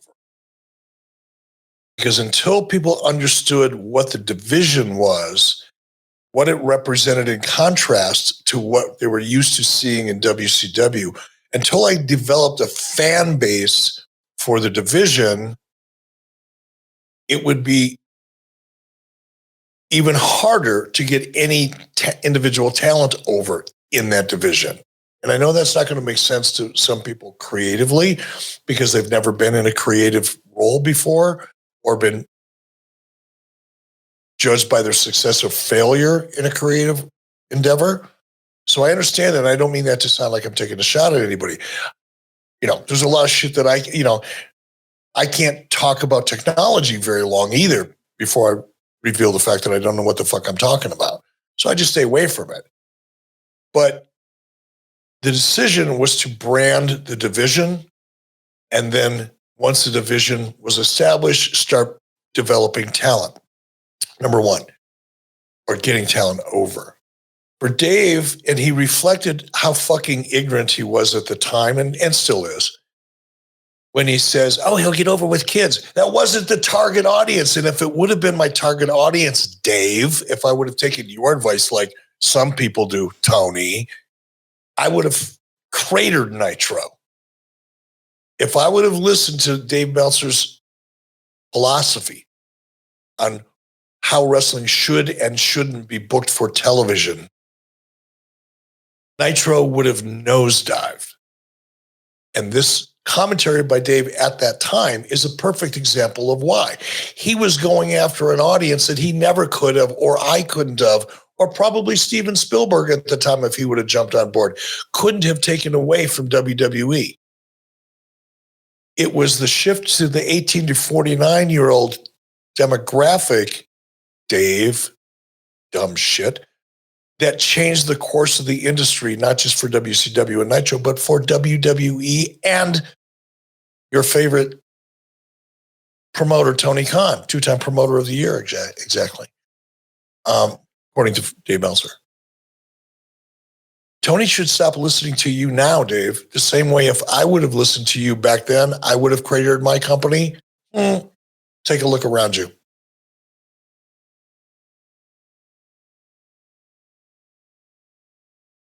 Okay, doke. Let's move on here. We'll talk about Slamboree and Baton Rouge. That's where we see Dean Malenko pick up a win over Brad Armstrong. He's going to retain the WCW Cruiserweight title. We also see Conan retain the U.S. title, pinning Jushin Thunder Liger. I know that I don't know shit about wrestling. I'll admit that. But when I see these matches, know what you like. I'm just wondering, why wouldn't you switch that? Why wouldn't you have Brad Armstrong wrestle Conan? And why wouldn't you have, like Brad challenge Conan for the U.S. title and Jushin Liger and Dean Malenko hook up for the Cruiserweight? I don't have a good answer for that. But like, and I would agree with you, by the way. And I don't even have a response as to why that decision was made, either by me or anybody else. Yeah, I mean, I'm not trying to poke holes in what was happening. I mean, clearly those were good matches. I'm not arguing that, but it just feels like, hey, Dean Malenko, Jushin Liger, boy, I can get excited about that. And Brad Armstrong and Conan are probably going to be more similar in size. I don't know. Maybe I'm overthinking. Well, and maybe, and I'm speculating here, Conrad. I'm not trying to make an excuse because I may or may not have been involved in that decision at that point. Likely not, but possibly. It also could have been because it's such an obvious matchup that, yes, everybody would want to see. Perhaps it was, let's save that and build for it at some point, as opposed to throwing it up against the wall and seeing if it sticks. That could have been part of it. When it comes time for the big match that we're all looking forward to in June, it's Great American Bash, and it's Dean Malenko and Rey Mysterio. Dave gives it 4 stars. Wade gives it 3.25 stars. Dave would actually say the best wrestling match on the show and an excellent technical match, but it wasn't the right match to do in that it was a great Malenko-style wrestling match. Mysterio Jr. showed he was versatile enough as a worker to be put in a position where he's not doing Mexican style and still have an excellent match. I want to time out there because I do agree. Like when you see Ray at his best, it's when he's, in my opinion, with other luchadors and everybody's flying around together. Man, what a spectacle that becomes. But I do believe that the old UFC adage, styles make fights. Hey, that's true too. I like and I love Halloween Havoc 96. I know everybody talks about Halloween Havoc 97 with Ray and Eddie. No doubt that is a fantastic match. But you and I have discussed before, we think WCW's best pay-per-view, when you were at your peak as far as feeling good about things, and I was probably at my peak fandom, is Halloween Havoc 96. And Dean Malenko and Rey Mysterio is on that show too. And I just don't think they've ever had a bad match. But I do think if you're really trying to showcase what Ray can do, working a more ground style is probably not best for Ray. But do you think in this circumstance, it's a function of Ray's the newcomer, Dean is the veteran, if you will, of WCW, and he's the champ, and he's winning. So we're going to work more of his style. Do you think the agents and WCW as a whole really got Mysterio immediately, or do we need to see it a few times before we're like, oh, now we really know what we got here, and we need to pivot a little bit? I think the latter would make sense. Yes. Right? Because Ray was so unique, so different than, that from a creative point of view, I can only imagine if I was an agent or on a creative team, I would have a hard time figuring out what to do with the guy that I didn't understand or didn't fully appreciate. I'm not going to help him hit his groove if I don't understand his groove. I think that was the case with Ray. I know it was for me. I mean, I knew he was great. I knew it was fun to watch this, because I looked at the tapes before I brought him in. I knew what I was getting. I wasn't surprised when he showed up. But you don't fully appreciate it. And if you don't fully appreciate it, you can't fully expand the ideas in terms of what to do with it. You don't know what you have. And I think as far as Dean dominating, I was committed to Dean's character at the time. Not Dean personally, but I was committed to Dean as a character in that role to establish the credibility of the brand for all the reasons I talked about a few minutes ago. Do you remember anybody, once they saw Ray's style and presentation? I get that people, you and I know this, there's a lot of negativity and infighting and undermining and shit talking, whatever you want to call it in wrestling.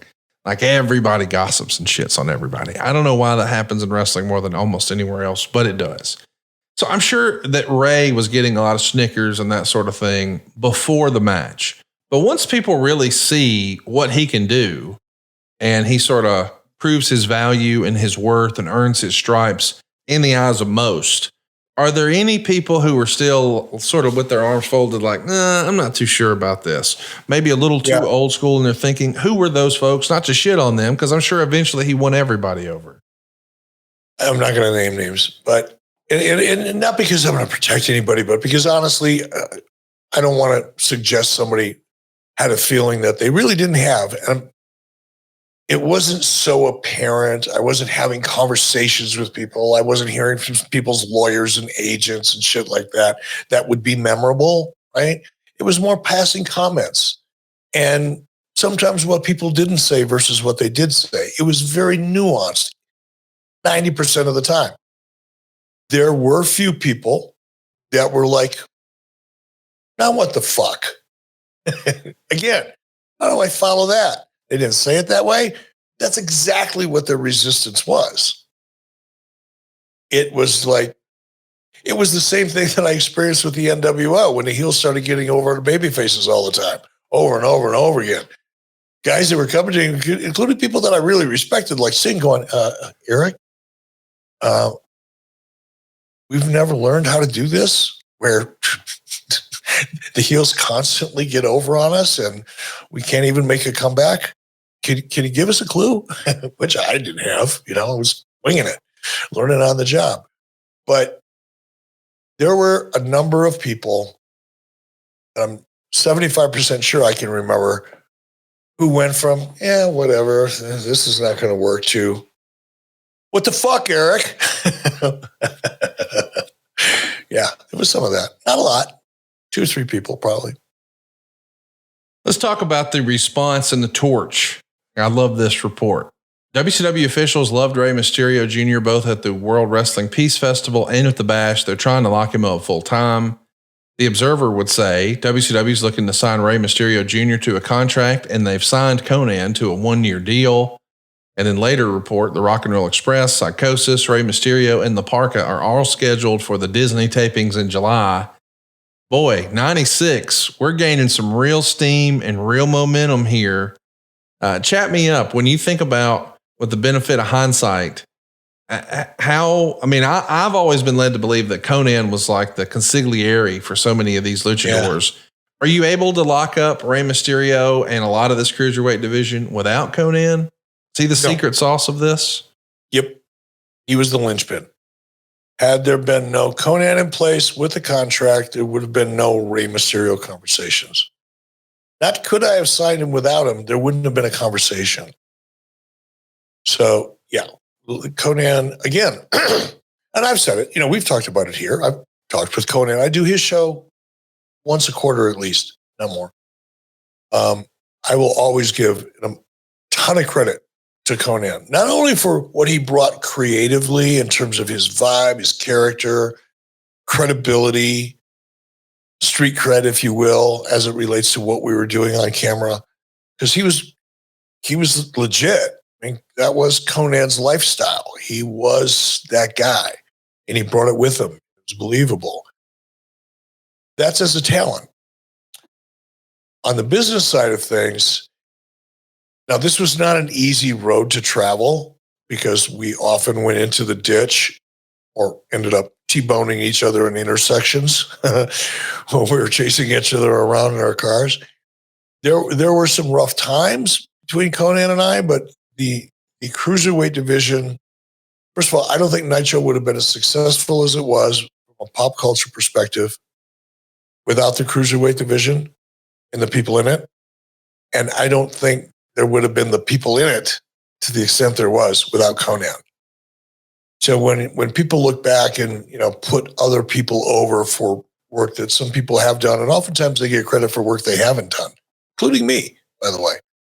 I get credit for a lot of things that other people have actually done. Taking some heat for shit that I probably shouldn't have to take, but it's all part of the game.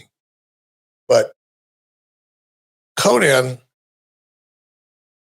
for better or worse or however difficult it was largely responsible for the quality of the talent that we were able to put under contract. And because we were able to put them under contract, Nitro became as successful as it did in no small part to Conan and his efforts. So you got to give credit where credit is due. We got to give credit where credit is due. Shout out to Conan and shout out to BlueChew. BlueChew is a day one advertiser and sponsor here on the show. They've been with us from day one. And if you haven't tried it already, what are you waiting for? BlueChew's putting their money where their mouth is. They want you to try it so bad, they're going to give you your first month free. All you got to do is pay for the shipping. Let me explain. BlueChew is an online service that delivers to you the same active ingredients as Viagra, Cialis, and Levitra, but at a fraction of the cost and in a chewable form. And the process is simple. You'll sign up at BlueChew.com, consult with one of their licensed medical providers, and once you're approved, well, you'll get your prescription within days. BlueChew's tablets are made in the USA. They're prepared and shipped directly to your door. And the best part, it's all online. That means no visits to the doctor's office, no awkward conversation, and no waiting in line at the pharmacy. You can take them anytime, day or night, so plan ahead or be ready whenever an opportunity arises. BlueChew wants you to have the confidence to perform at your best. So discover your options at BlueChew.com. And we've got a special deal for our listeners. Try BlueChew free when you use our promo code 83weeks at checkout. Just pay $5 shipping. That's BlueChew.com. The promo code is 83weeks to receive your first month free. Visit BlueChew.com for more details and important safety information. And we thank BlueChew for sponsoring today's podcast. And Eric's Wiener. Hey, so let's talk about I'll say Clash of the Champions, Bash at the Beach. Because listen, we know some big stuff happened at Bash at the Beach 96, and it's going to overshadow everything else. But here's what Dave had to say, and I thought this was fantastic. The Hogan turn totally overshadowed the best match on a WCW pay-per-view show in years. Rey Mysterio versus Psychosis opener, which was described by one reader as being the first great match of the 21st century. The two combined pulling out their expected daredevil and intricate precision high spots with strong mat wrestling and more selling and psychology than they would do in Mexico, Japan, or even ECW. I'd rate this match only behind Mysterio and Juventud from Philadelphia as the best match in the United States in all of 1996. They go 15 minutes and 18 seconds, and I realize that the picture that's over Eric's shoulder is what everybody talks about Bash at the Beach. But I want to encourage you, if you haven't seen this match in a long time, go watch it today. Ray and Psychosis light it up, and Dave absolutely loves it. He gives it 4 3/4 stars. Wade was pretty high on it too. He gave it 4 1/4 stars. And it's not even the only cruiserweight match on the card. We also get Dean Malenko and Disco Inferno, which, believe it or not, here's what Dave Meltzer wrote about Disco Inferno challenging for the cruiserweight title. Shockingly, this was the second best match on the show. I love it. He gave it 3.25 stars. And Wade even pointed out that after the match, Disco said something like, "That's the one move I couldn't get out of." Of course, he's talking about the Texas Cloverleaf. I just think that's a genius line from Disco to say, "That's the only hold I wasn't prepared for. I can't get out of the Texas Cloverleaf." But Psychosis and Rey Mysterio, man, we saw it in ECW and it was magic, but only a handful of people saw that. Being on a big stage like this is a coming out party for Rey Mysterio and Psychosis, isn't it? It is. And this is nitpicking a little bit, and I'm not even really picking on Dave because this is kind of a general thing, I think, with most people talk about wrestling. Is Dave says, well, that was the second best. Disco's match was the second best match on the card. Completely discounting the Hogan turn as a match. That match changed the course of wrestling history. Yes. Not in a hyperbolic way, the way Tony Khan or Dixie Carter tend to say things. I'm talking about in a legitimate, historical, data-driven, undeniable way. That match changed the course of the wrestling product to this day. People are still trying to recreate that magic, and nobody's been able to do it yet, no matter how hard they try. That's no brag. That's just fact. But in Dave's mind, that match was, oh, damn it overshadowed these two much better matches. So here's the question. Here's the point. What's a good match? A good match is whatever you think it is. A good match for me creates revenue. Good match for me grows the business. Good match for me absolutely satisfies the audience to the maximum extent. Good match for me allows me to further telling stories that get even bigger than the one I just told. But that's just me. For Dave, a good match is specifically the style of match that takes place within the ring that's simply a physical exhibition. Dave will say, oh, yes, but there's story in the match. Well, in Dave's mind, there is perhaps, or his taste. There's story there, enough to satisfy Dave, and that's cool. But the tribalism that Dave and Tony Khan like to complain about so much, but yet fuel and perpetuate with bizarre shit, that's what gets lost in when I look at the arguments online. Because I thought, it's almost like an intellectual curiosity, just trying to figure out what makes people think the way they think, or better yet, because I'm still a wrestling guy at heart, what makes them react emotionally? Because they're not thinking. Guys like Dave don't think. They react emotionally. So what makes them react the way they react? And I think there's two tribes. That's what they are. They're silly wrestling tribes that identify like their team, people they feel most like and most like them. So therefore, that's where they're the most comfortable. Believe that a good match represents high-flying, death-defying, super violent, blood-fucking thumbtacks, light bulbs, Christmas trees, a pie pan or two. And, hey, you got a wheelbarrow? Bring it on in.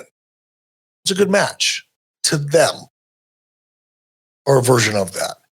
For me, and people like me, and I think the vast majority of the audience, to one level or another, maybe not to the extent that I think through this shit, because I'm always thinking about the business of the wrestling business as opposed to the wrestling of the wrestling business.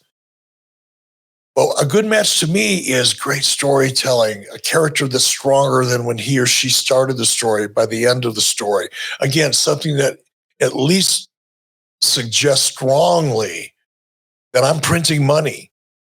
Like the Bloodline storyline. I called it when we did our recap the other day. It's like a freaking money tree that just keeps growing bigger and bigger and faster and just dropping money all over the ground. That's a good match to me. So while everybody's arguing over good matches or bad matches, or whether Dave's, a dumb shit, which he is, or a dumb shit, or whether he's wrong for liking this, he's not wrong for liking what he likes.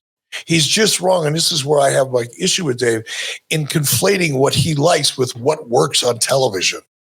Because he doesn't know anything about television. He knows a lot about the history of professional wrestling. If I ever wanted to know factually, about what happened in 1952, Japan, my first stop would be Dave Belser.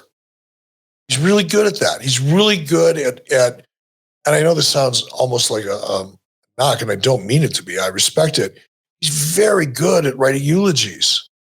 They're heartfelt, and they bring a story to life. He's amazing at that. He's amazing at the things he's amazing at. His flaw and what exposes him is when he takes what he likes and suggests that because he likes it, everybody else will too. That's my bitch. So when people say good match, bad match, I just go, whatever. By what standard?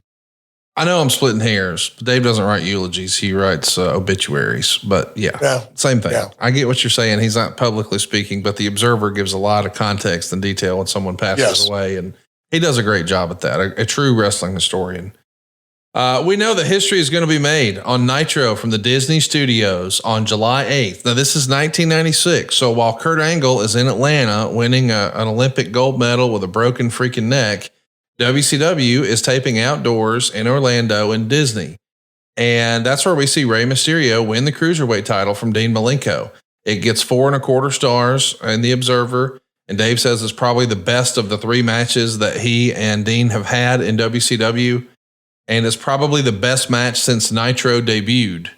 When you think back on this match, I mean, we're less than a year into the history of Nitro, but Dave thinks at this point, Rey Mysterio and Dean Malenko is probably the best match in Nitro up to that point. I know you don't have all the data in front of you, but do you feel pretty good about that? Would you agree with that? I felt like it far exceeded any expectations I had of what the Cruiserweight division could be because of their performances, their abilities, and really over-delivered to the extent that they did on the original vision of give me something that feels. Here's what I told those guys when they were going back now to the first meeting I had with them in Atlanta. When they walked in the room and the temperature dropped 17 degrees the minute the door closed because of the chill they brought with them. Once I kind of got through the formalities and the niceties and got into my pitch, so to speak, I looked each one of them in the eye and said, I want you. I got my larger than life characters. I got my Hogans. I got my Savages. I need a human car crash. You guys are my human car crashes. I want to see you flying around the ring. I want to see you bringing an entirely different presentation to the ring than these other guys present. And they got that. To the extent that I described that vision, these guys took that vision and just drenched it with steroids. Figuratively, not literally. They literally just pumped it full of nuclear rocket fuel and over-delivered and established the Cruiserweight division. And honestly, created a platform where probably 60 or 70% of the new talent that you see, certainly in AEW, and a lot of the talent that you see in NXT or WWE. This feels like if I were to ask wrestling fans, hey man, when you think of the WCW Cruiserweight division, who do you think of? I would think most people would say Rey Mysterio first. Would you agree with that? If you had to guess. Yeah. I mean, Rey, again, it's real business-wise, there's not even a conversation. There's nobody that comes close to the amount of revenue as a talent that Rey Mysterio has with regard to the Cruiserweight division, or probably almost anywhere else outside of it. There are exceptions, obviously, but Rey is right up there at the top. I think this is when people really think about the Cruiserweight division. It's with Rey as the champ. This feels like the launching pad. And when it really takes off, July of 96, I don't know why, and I want to ask you this. I know we're going long today, and I apologize for that. We will start winding down, but Psychosis, I mean, he had such an incredible match to open the show, Bash at the Beach with Rey Mysterio. And I don't know that a lot of the luchadors get their just desserts, but like people continue to heap praise on Rey Mysterio and Juventud, but it doesn't feel like Psychosis gets nearly as much love as he probably deserves. But the benefit of hindsight, now that you're not running a million miles an hour, trying to figure out what the hell the NWO is going to do next week. I get that was the A story of the whole shooting match at this point. Was there more money to be made? Was there more opportunity with Psychosis that we weren't able to capitalize on? Oh yeah. Yeah. Not even a question. I thought you were going to ask, could we have done better with the Cruiserweight division as a whole than we did? And the answer to that was going to be absolutely. But with regard to Psychosis individually, no question about it. But keep in mind, availability was an issue. Yes. The ability to speak English was an issue. Because if you can't do interviews, yes, you can have a manager, but guess what? Comes down a couple notches. It does. When a manager is speaking for the talent, it makes it a much steeper hill to climb, right? It's not the same. And then you had the availability issues because this guy was going back and forth a lot. And even if he was under an exclusive contract, like many of the luchadors were, or some of them were, they'd work under the table anyway when they weren't supposed to. So it was a constant challenge. And I'm not saying that was it for Psychosis, but just one of those things that sometimes made it harder to capitalize, even if we were thinking that far ahead. And with regard to Psychosis, we might not have been. I wanted to ask you a little bit about, when we're talking about Disney and we're talking about this Rey win, Shivani says on commentary right before or right as the match is starting with Dean Malenko and Rey Mysterio, where Rey becomes Cruiserweight champ for the first time. Shivani says something like Rey Mysterio Jr. is revolutionizing the sport of professional wrestling. Was that Shivani just from the hip? Or was that something that you guys wanted to sort of push that narrative? Hey, let's make sure that everybody knows we're behind this and he's revolutionizing wrestling and this is what you can expect more of in the future with Nitro. Is that a top-down initiative or is Shivani just calling it like he sees it like everybody else? I think it's somewhere in between. I think Tony understood what the goal in because I worked pretty closely with Tony. It's not like Tony worked in a bubble. He was a part of the team. You'd have to ask Tony, but if I remember correctly, he was in and out of the creative team quite a bit. He was a part of the process. So Tony clearly understood what the goals were and then reacted naturally, knowing that he could put Rey over to that extent and it would be consistent with, generally speaking, what we all were pushing towards for the Cruiserweight division. It was mostly Tony just recognizing what we were doing and doing the best job possible to bring it home to the audience. With the success that Rey Mysterio is going to have in WCW, it certainly creates an opportunity for a lot of other luchadors. Guys like Psychosis, guys like Super Callow, guys like Juventud Guerrero. I mean, this division continues to grow and thrive. And even to this day, people still talk about the Cruiserweights and their impact on wrestling. I don't know that they give WCW enough credit. So I want to sort of, as we wind this down, we got a handful of questions from our live studio audience. What do you think that you, Kevin Sullivan, and the rest of the WCW team in 1996, what did you do different than, or perhaps let's just call it like it is, better than Jim Crockett and Dusty Rhodes, or Jim Herd and Bill Watts, or even Vince McMahon and his entire empire? Because they never really captured the cruiserweights or the light heavyweights, no matter whatever you want to call them. None of them had the success that your team did. What was different about your approach that made it successful where so many others weren't before or since? I'm really grateful for that question, in part because it's a really good question. It makes me think. And also because it ties right back into what we talked about very early on in this show. I had a vision. I'm not sure anybody else had a vision. They saw an opportunity to have some matches that were a little unique. They brought the Japanese over. They didn't really bring Mexicans over when I was in WCW. But yeah, you had a little bit of an international back and forth. But I had a very clear vision, literally in my head. I could see it like a movie. Whenever anybody shares a really good idea with me, I can literally see it visually in my head. Like if I close my eyes when they were talking to me, it's almost like a snapshot of what they're talking about. When an idea is so clear and resonates with me that I can see it, I know it's a good idea. If I have a hard time picturing it, even though I want to picture your idea. I want to see if I can understand this. The harder it is for me to understand, the less confidence I have in your idea. Now, sometimes it's me. Sometimes I'm not hearing it correctly, or I'm just not listening from the right angle. I know that sounds weird. Usually you look at things from angles, but sometimes I listen to things from certain angles. And sometimes that's a mistake on my part, or naturally it just happens. But when I hear a good idea, or if I have a good idea, it literally plays out like a movie in my head.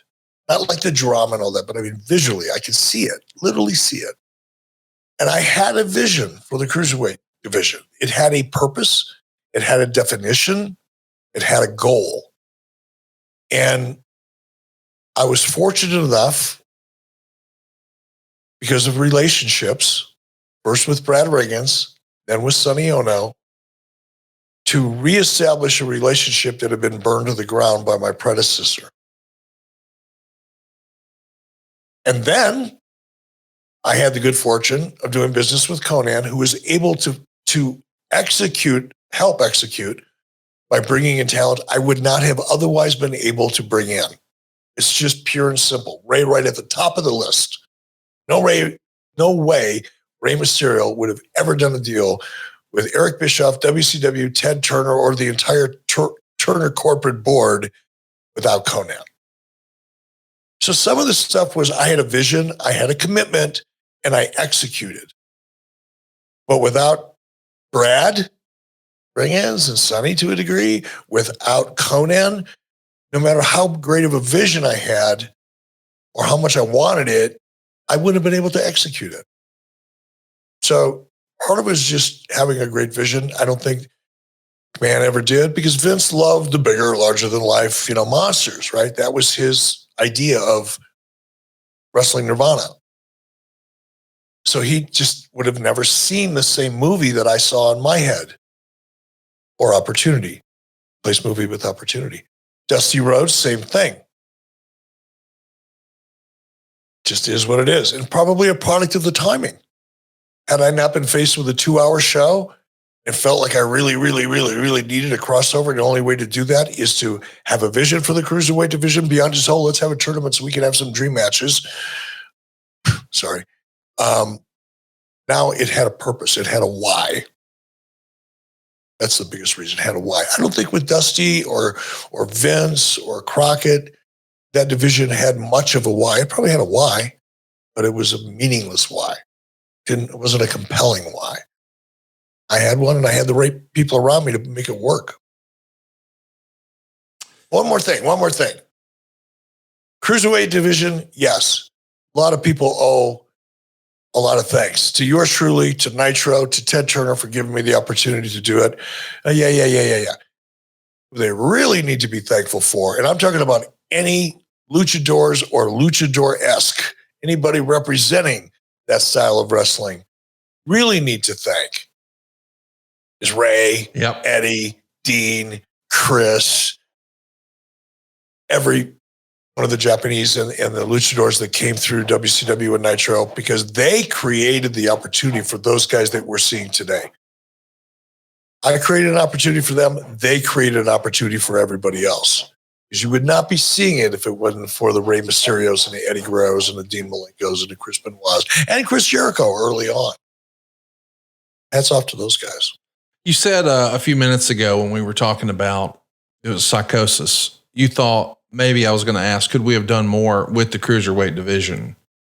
And thinking about that, and that you said that just a few minutes after you said, hey, you guys are going to be my car crash.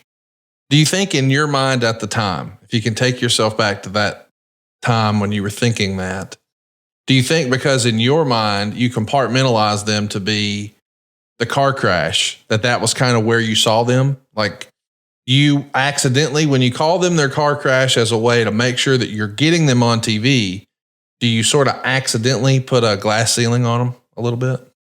I think they felt that way. I didn't, not consciously, perhaps subconsciously.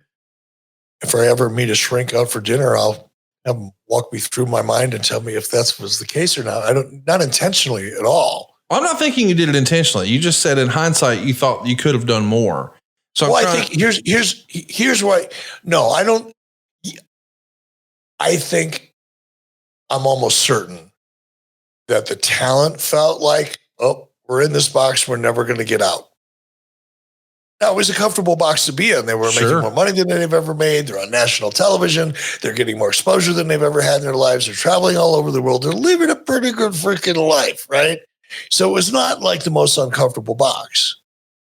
However, like all boxes, people get used to them. And they want more room in their box. They want more toys in their box. And they want more attention from being in their box. And they want to feel better about themselves for the box that they're in. It's natural. It's human nature. So what started out with, and this is the part that I could have done better if I would have seen what was developing before it started developing.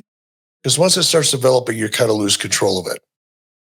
But had I had the 2020 hindsight that I have today, or the experience that I didn't have then, I would have managed that differently. I would have managed the cruiserweight division and the way I presented it internally and externally. I would have handled it because I did unintentionally make a lot of those guys feel like that's it. You're never going to wrestle in the main event at a pay-per-view for the heavyweight championship. I never said that, but because of the way I positioned them internally and externally, I'm sure they felt that way. Now, here's why that's a problem. After everybody got comfortable in their box, because it was new and it was more shit in it than they've ever had before, and it was security, and they could actually pay their mortgages and, plan on taking a vacation sometime and all that, because it's consistent money. You get used to money. Money's not the end all be all. Even if you think it is, it's not. Because once you get used to having it, it doesn't mean as much to you. And that's kind of what happened. Once the talent got here, they got used to getting that check every 2 weeks, had Turner Broadcasting on it. They could cash it anywhere they wanted to. Life was pretty freaking good for those guys until they got bored. And then it's like, well, why can't I wrestle in a main event for the heavyweight championship? I'm as talented as that guy. I'm more talented than that guy. I'm getting over. Listen to the crowd. Look at my quarter hours. Check my minute by minutes, by the way. Oh my God, I'm over. Why can't I do that? And it wasn't that overt. It was never expressed to me exactly like that. But it was communicated to me. That was, and then once that set in, and the cruiserweight division, much like we talked about early on, it's like, oh, I'm that. That's all I'm ever going to be. That same feeling began to exist in a cruiserweight division. And guess what I did? Started compromising. Started mitigating a little bit. And that's what eventually killed it. The cruiserweight division was no longer special. We stopped making it feel special in the hopes of trying to mitigate the fact that a lot of the top talent in it, like Chris Jericho, for example, was the most obvious and first issue. Chris didn't want to be a cruiserweight anymore. Chris wanted to wrestle Goldberg. Chris wanted to wrestle Hogan. Chris wanted to wrestle the main event on a pay-per-view for the heavyweight title, not for the cruiserweight title. Once that started, it trickled down, and it just the division lost its own passion.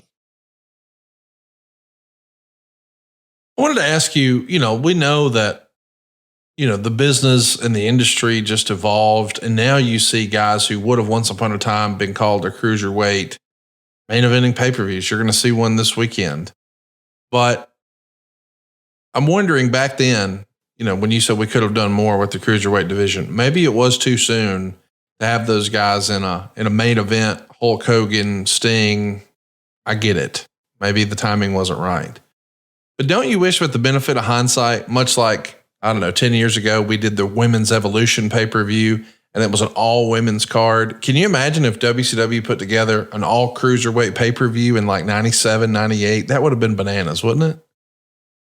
And it would have been hugely successful. Yes. Because, again, if 2020 hindsight, but if I would have seen what was happening with Jericho and others like him, it wasn't just Chris, but if I would have seen that happening before it happened and managed it appropriately and continued to grow the cruiserweight division, who the hell knows what could have happened?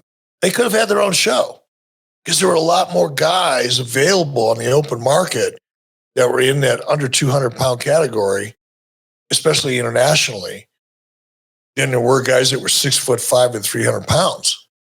So you had a broader talent pool, which means the odds of finding someone special increases dramatically. The more people you have in a room, the more likely it is you're going to find 2 or 3. They're going to have the potential of being superstars. You get 5,000 people in a room, now you're going to have 25 people that can be superstars. And that was kind of the deal, is there's just so much great talent out there to choose from that it could have grown. It should have.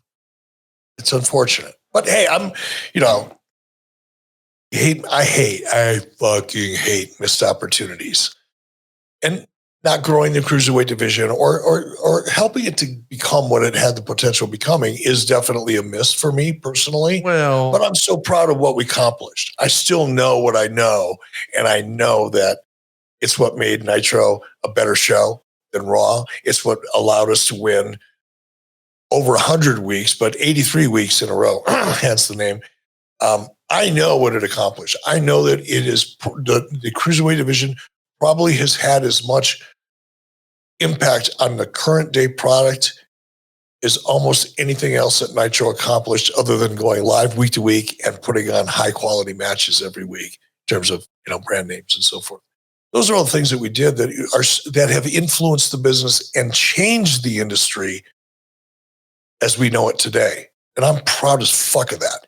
However, I'd have been a lot more proud if we would have been able to grow that cruiserweight division and really take it to the extent that it could have. In fairness, Eric, if anything, you were a victim of your own success. The NWO was such a huge success. It overshadowed everything else. It required all attention. It changed the industry. And I know that long term, the success of the cruiserweights wound up having more success. But I just want to double down that NWO road for just a second. And I know we've gone way long today, but this is a fun topic. Let's say Hogan doesn't turn at Bash at the Beach. He's got cold feet. He changes his mind. Sting's going to be in there. You've even said yourself, it would have been fine, but it just would have been another angle. It wouldn't have had the legs and the life that it did. Hogan's red and yellow stuff just gets tired. His contract finishes. He goes back and does some one-offs with Vince and whatever. But the NWO sort of fizzles out. And now WCW is looking for success in the wrestling space without a heel Hulk Hogan, without an A storyline of the NWO, without Crow Sting sitting in the rafters. He's just back to being Sting after this NWO angle is finished. I do think if the NWO would have been a short-term, just not the massive earth-moving success that it was with Hogan, I tend to believe that there would have been a bigger chance or a bigger opportunity for the cruiserweights to have been the A story and move up and advance and be a bigger part of WCW. But when you've got something as big and successful as the NWO, you got to feed the beast, right? I mean, that's just the nature of it. It's the nature of it. It's what have you done for me yesterday?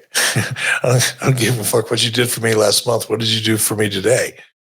And building the NWO and topping previous records and increasing revenues and selling more merchandise and getting more opportunities that was my day. That was a list of shit that I had to do every day. But let's play what if again, just for a second.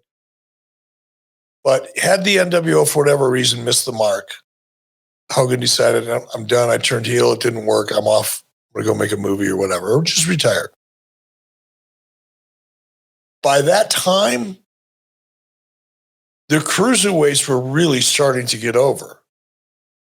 I mean, there was enough steam behind these guys that it would have been a lot easier to tell a story with them because their performances, their characters were now over because of the product presentation and whatever booking went into it. They would have been hot enough in that scenario to take a run with. They were the hottest thing on the show, with the exception of the NWO. So if the NWO wasn't there, by default, what are you going to do next? Or instead, you're going to do what the next best thing, and that would have been the Cruiserweight division. Those guys possibly could have had those opportunities. It's fascinating to look back and think about what if, and real quick, what if you got to skip your next 2 house payments? What if you didn't have to worry about paying any more credit card debt? What if you could get a cheaper monthly payment? What if you can work with Eric Bischoff to make it happen? No, this isn't a fever dream. This is real. SaveWithEric.com is your hookup, and Eric can help you check all of the boxes. Wouldn't it be nice to get rid of that credit card debt?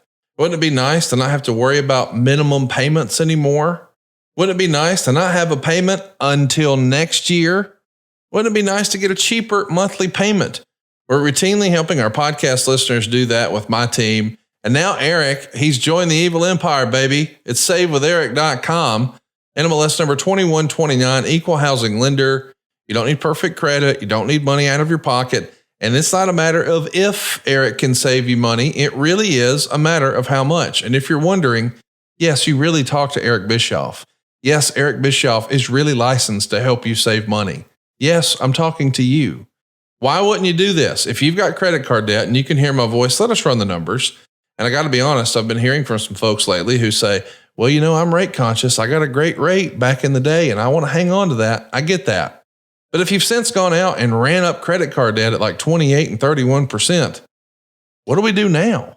Don't get stuck making the minimum payment. What really matters is how much money are you bringing in, how much is going out, and how much money is left at the end of the month. But if you're like a lot of American families, you're carrying more credit card debt right now than ever before. And you may have more month at the end of the money. If that's the situation you find yourself in, Eric can hook you up. We hooked Eric up and he was so impressed.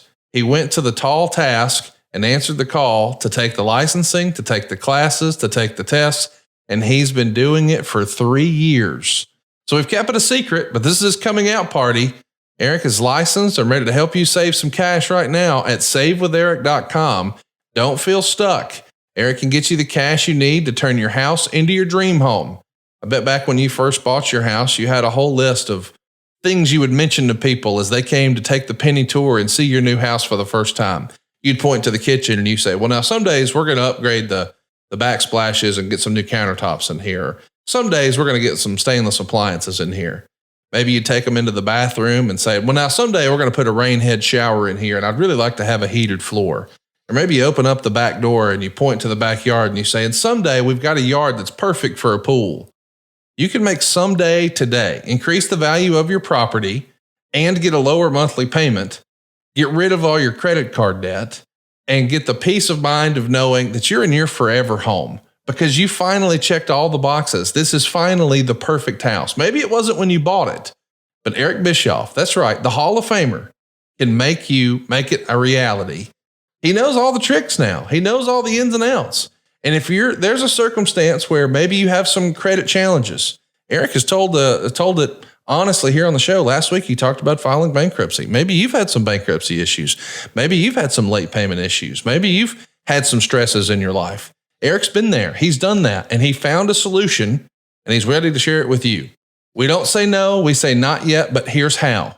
We got Eric a plan and now Eric wants to pay it forward and get you a plan. Find out how much money you can save right now for free at SaveWithEric.com. The holidays are right around the corner. Don't let that stress you out. Don't put Christmas on a credit card. Make this the best, easiest, most stress-free holiday season you've ever had and spend 10 minutes with us right now at savewitheric.com. Eric, we're going to put a button on. And I got to say, Conrad, I just got to put a button on that. I have so much fun. Like you said, I've been doing this now I've been licensed for 3 years. Obviously, things have slowed down a little bit, over the last year or so. But before all that happened, man, I had so much fun helping people see and save money. I mean, there were, mortgages I've been able to help people get that saved them $600, $800, $1,200, $1,500 a month. That's like getting a huge raise. It's really fun, and I appreciate the opportunity. And I look forward to helping anybody out there that was, Mrs. B and I were in a tight spot for a couple of years. TV business went south, and IRS checks or bills came in, and all of a sudden, wow, are we going to be able to hang on to this house? This house was like this is our dream home. Built this house in 1997, fully intending that we're going to pass this down to our kids when we're gone. This is where everybody came on the 4th of July, for birthdays, for Christmas, for holidays, took pictures, friends, family. Everybody came out here, and it still does.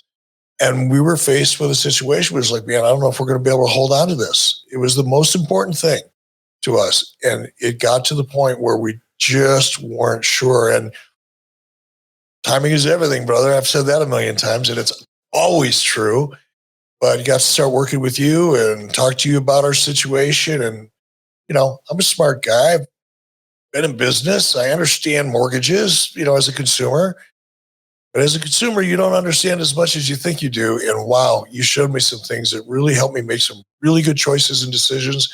And not only, hang on to our dream home, but, we ended up in a very, very good financial situation at the end of it all, and have more freedom and flexibility and just comfort and relief. And thanks to you and your team, and thanks to that same team for teaching me what I know, and I love helping people. So give me a shout.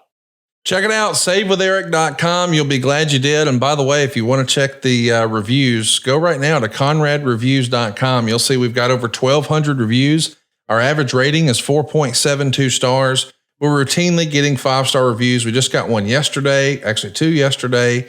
Earlier in the week, we got one from Tennessee that says Diane was very knowledgeable and extremely responsive. Also, the portal was fabulous and shortened the time at closing.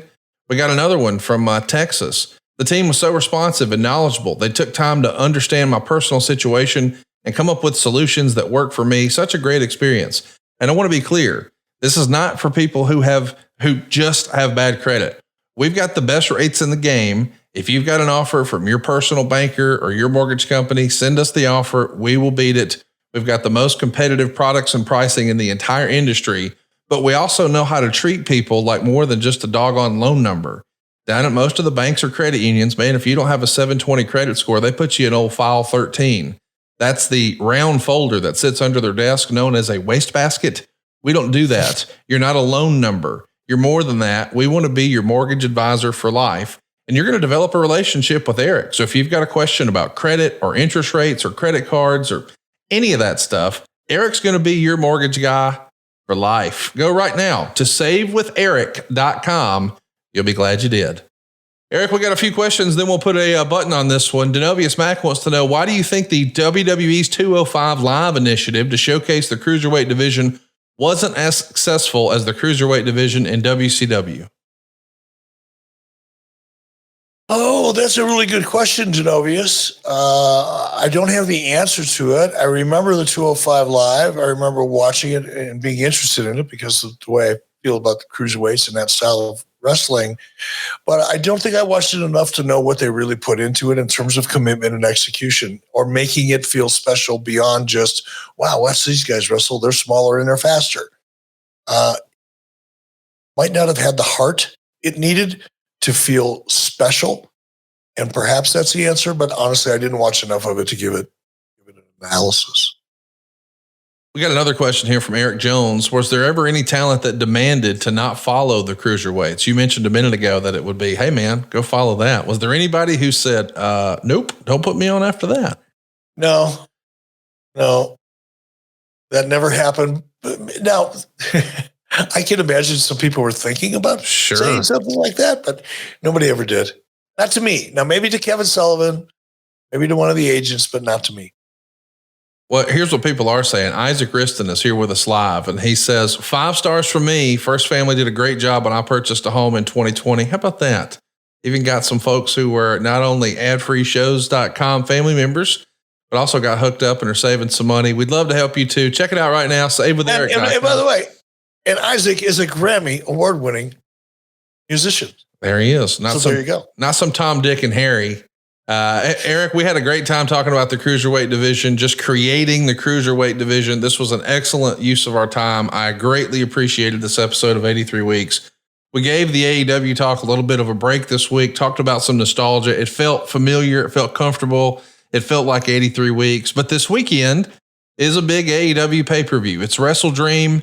And in the main event, it's Bryan Danielson defending the AEW championship against the former Dean Ambrose. We knew him these days as John Moxley. There's been a lot of speculation that this is it for Bryan Danielson as an in-ring wrestler full time. He, of course, has come out and said on television, when he loses this title, that's it.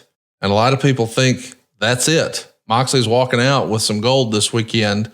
We're not going to be doing our normal reaction show because Eric is going to be on the road traveling. As you heard at the top of the program, he'll be in Minnesota. So I want to get your prediction right now, Eric. Do you think this Saturday night, tomorrow night, as folks are listening, this is going to be the last time we see Bryan Danielson for a while? I hope so, because I think he needs some time away for no other reason than absence makes the heart grow fonder. Let's let the absence makes the heart grow fonder factor kick in so Bryan can come back and end his career on a high note, not on the type of note that we saw Wednesday night or Tuesday night. I encourage everybody to go out of your way to see it. If it is indeed Bryan Danielson's last match for quite a while, it's going to be real wrestling history. And as far as looking at the rest of the card, I, for one, am pumped for Darby Allin and Brody King. We'll be talking about it sooner rather than later, I'm sure. But our thoughts and prayers right now are with what's happening this evening. Of course, Eric and I are recording on Wednesday night, but we all know that, man, there's a hell of a storm, like a storm of almost biblical proportions is the way it's being spoken about right now. And man, I sure hope that they got it wrong, and I hope that everything's okay. Man, I don't know what to think about all these back-to-back hurricanes. I mean, this is a 1-2 punch that America did not need right now, Eric. Did not, and hopefully hurricane season will be over soon, and we've seen the last of it. Give everybody a break. They need it. We'll give you a break, and we'll be back next Friday and every Friday. In the meantime, if you just can't get enough Eric Bischoff, can I recommend 83weeks.com? That's your home for all things Easy E. It's totally free. Go hit the subscribe button, turn on the notifications bell. Eric's going live all the time, and you never know when he's going to be live again. And consider becoming a member. You heard Eric teasing it. He's going up with videos every single day, or seemingly it feels like he's talking about the latest and greatest. And they're short bursts, and you get to interact with him. They're live. It's 83weeks.com. Hit the subscribe button, turn on the notifications bell, and be sure to tune in next week when we're talking all things wrestling right here on 83 Weeks with Eric Bischoff. What would you do with 2 house payments? Tony Schiavone here to tell you about SaveWithConrad.com. When you refinance with Save with Conrad, you can do so with confidence, knowing not only will you get a great rate, but you will get to skip 2 house payments. You don't need perfect credit, and there's no money out of your pocket. Find out how we can help you skip 2 today at SaveWithConrad.com. NMLS number 2129, Equal Housing Lender. SaveWithConrad.com.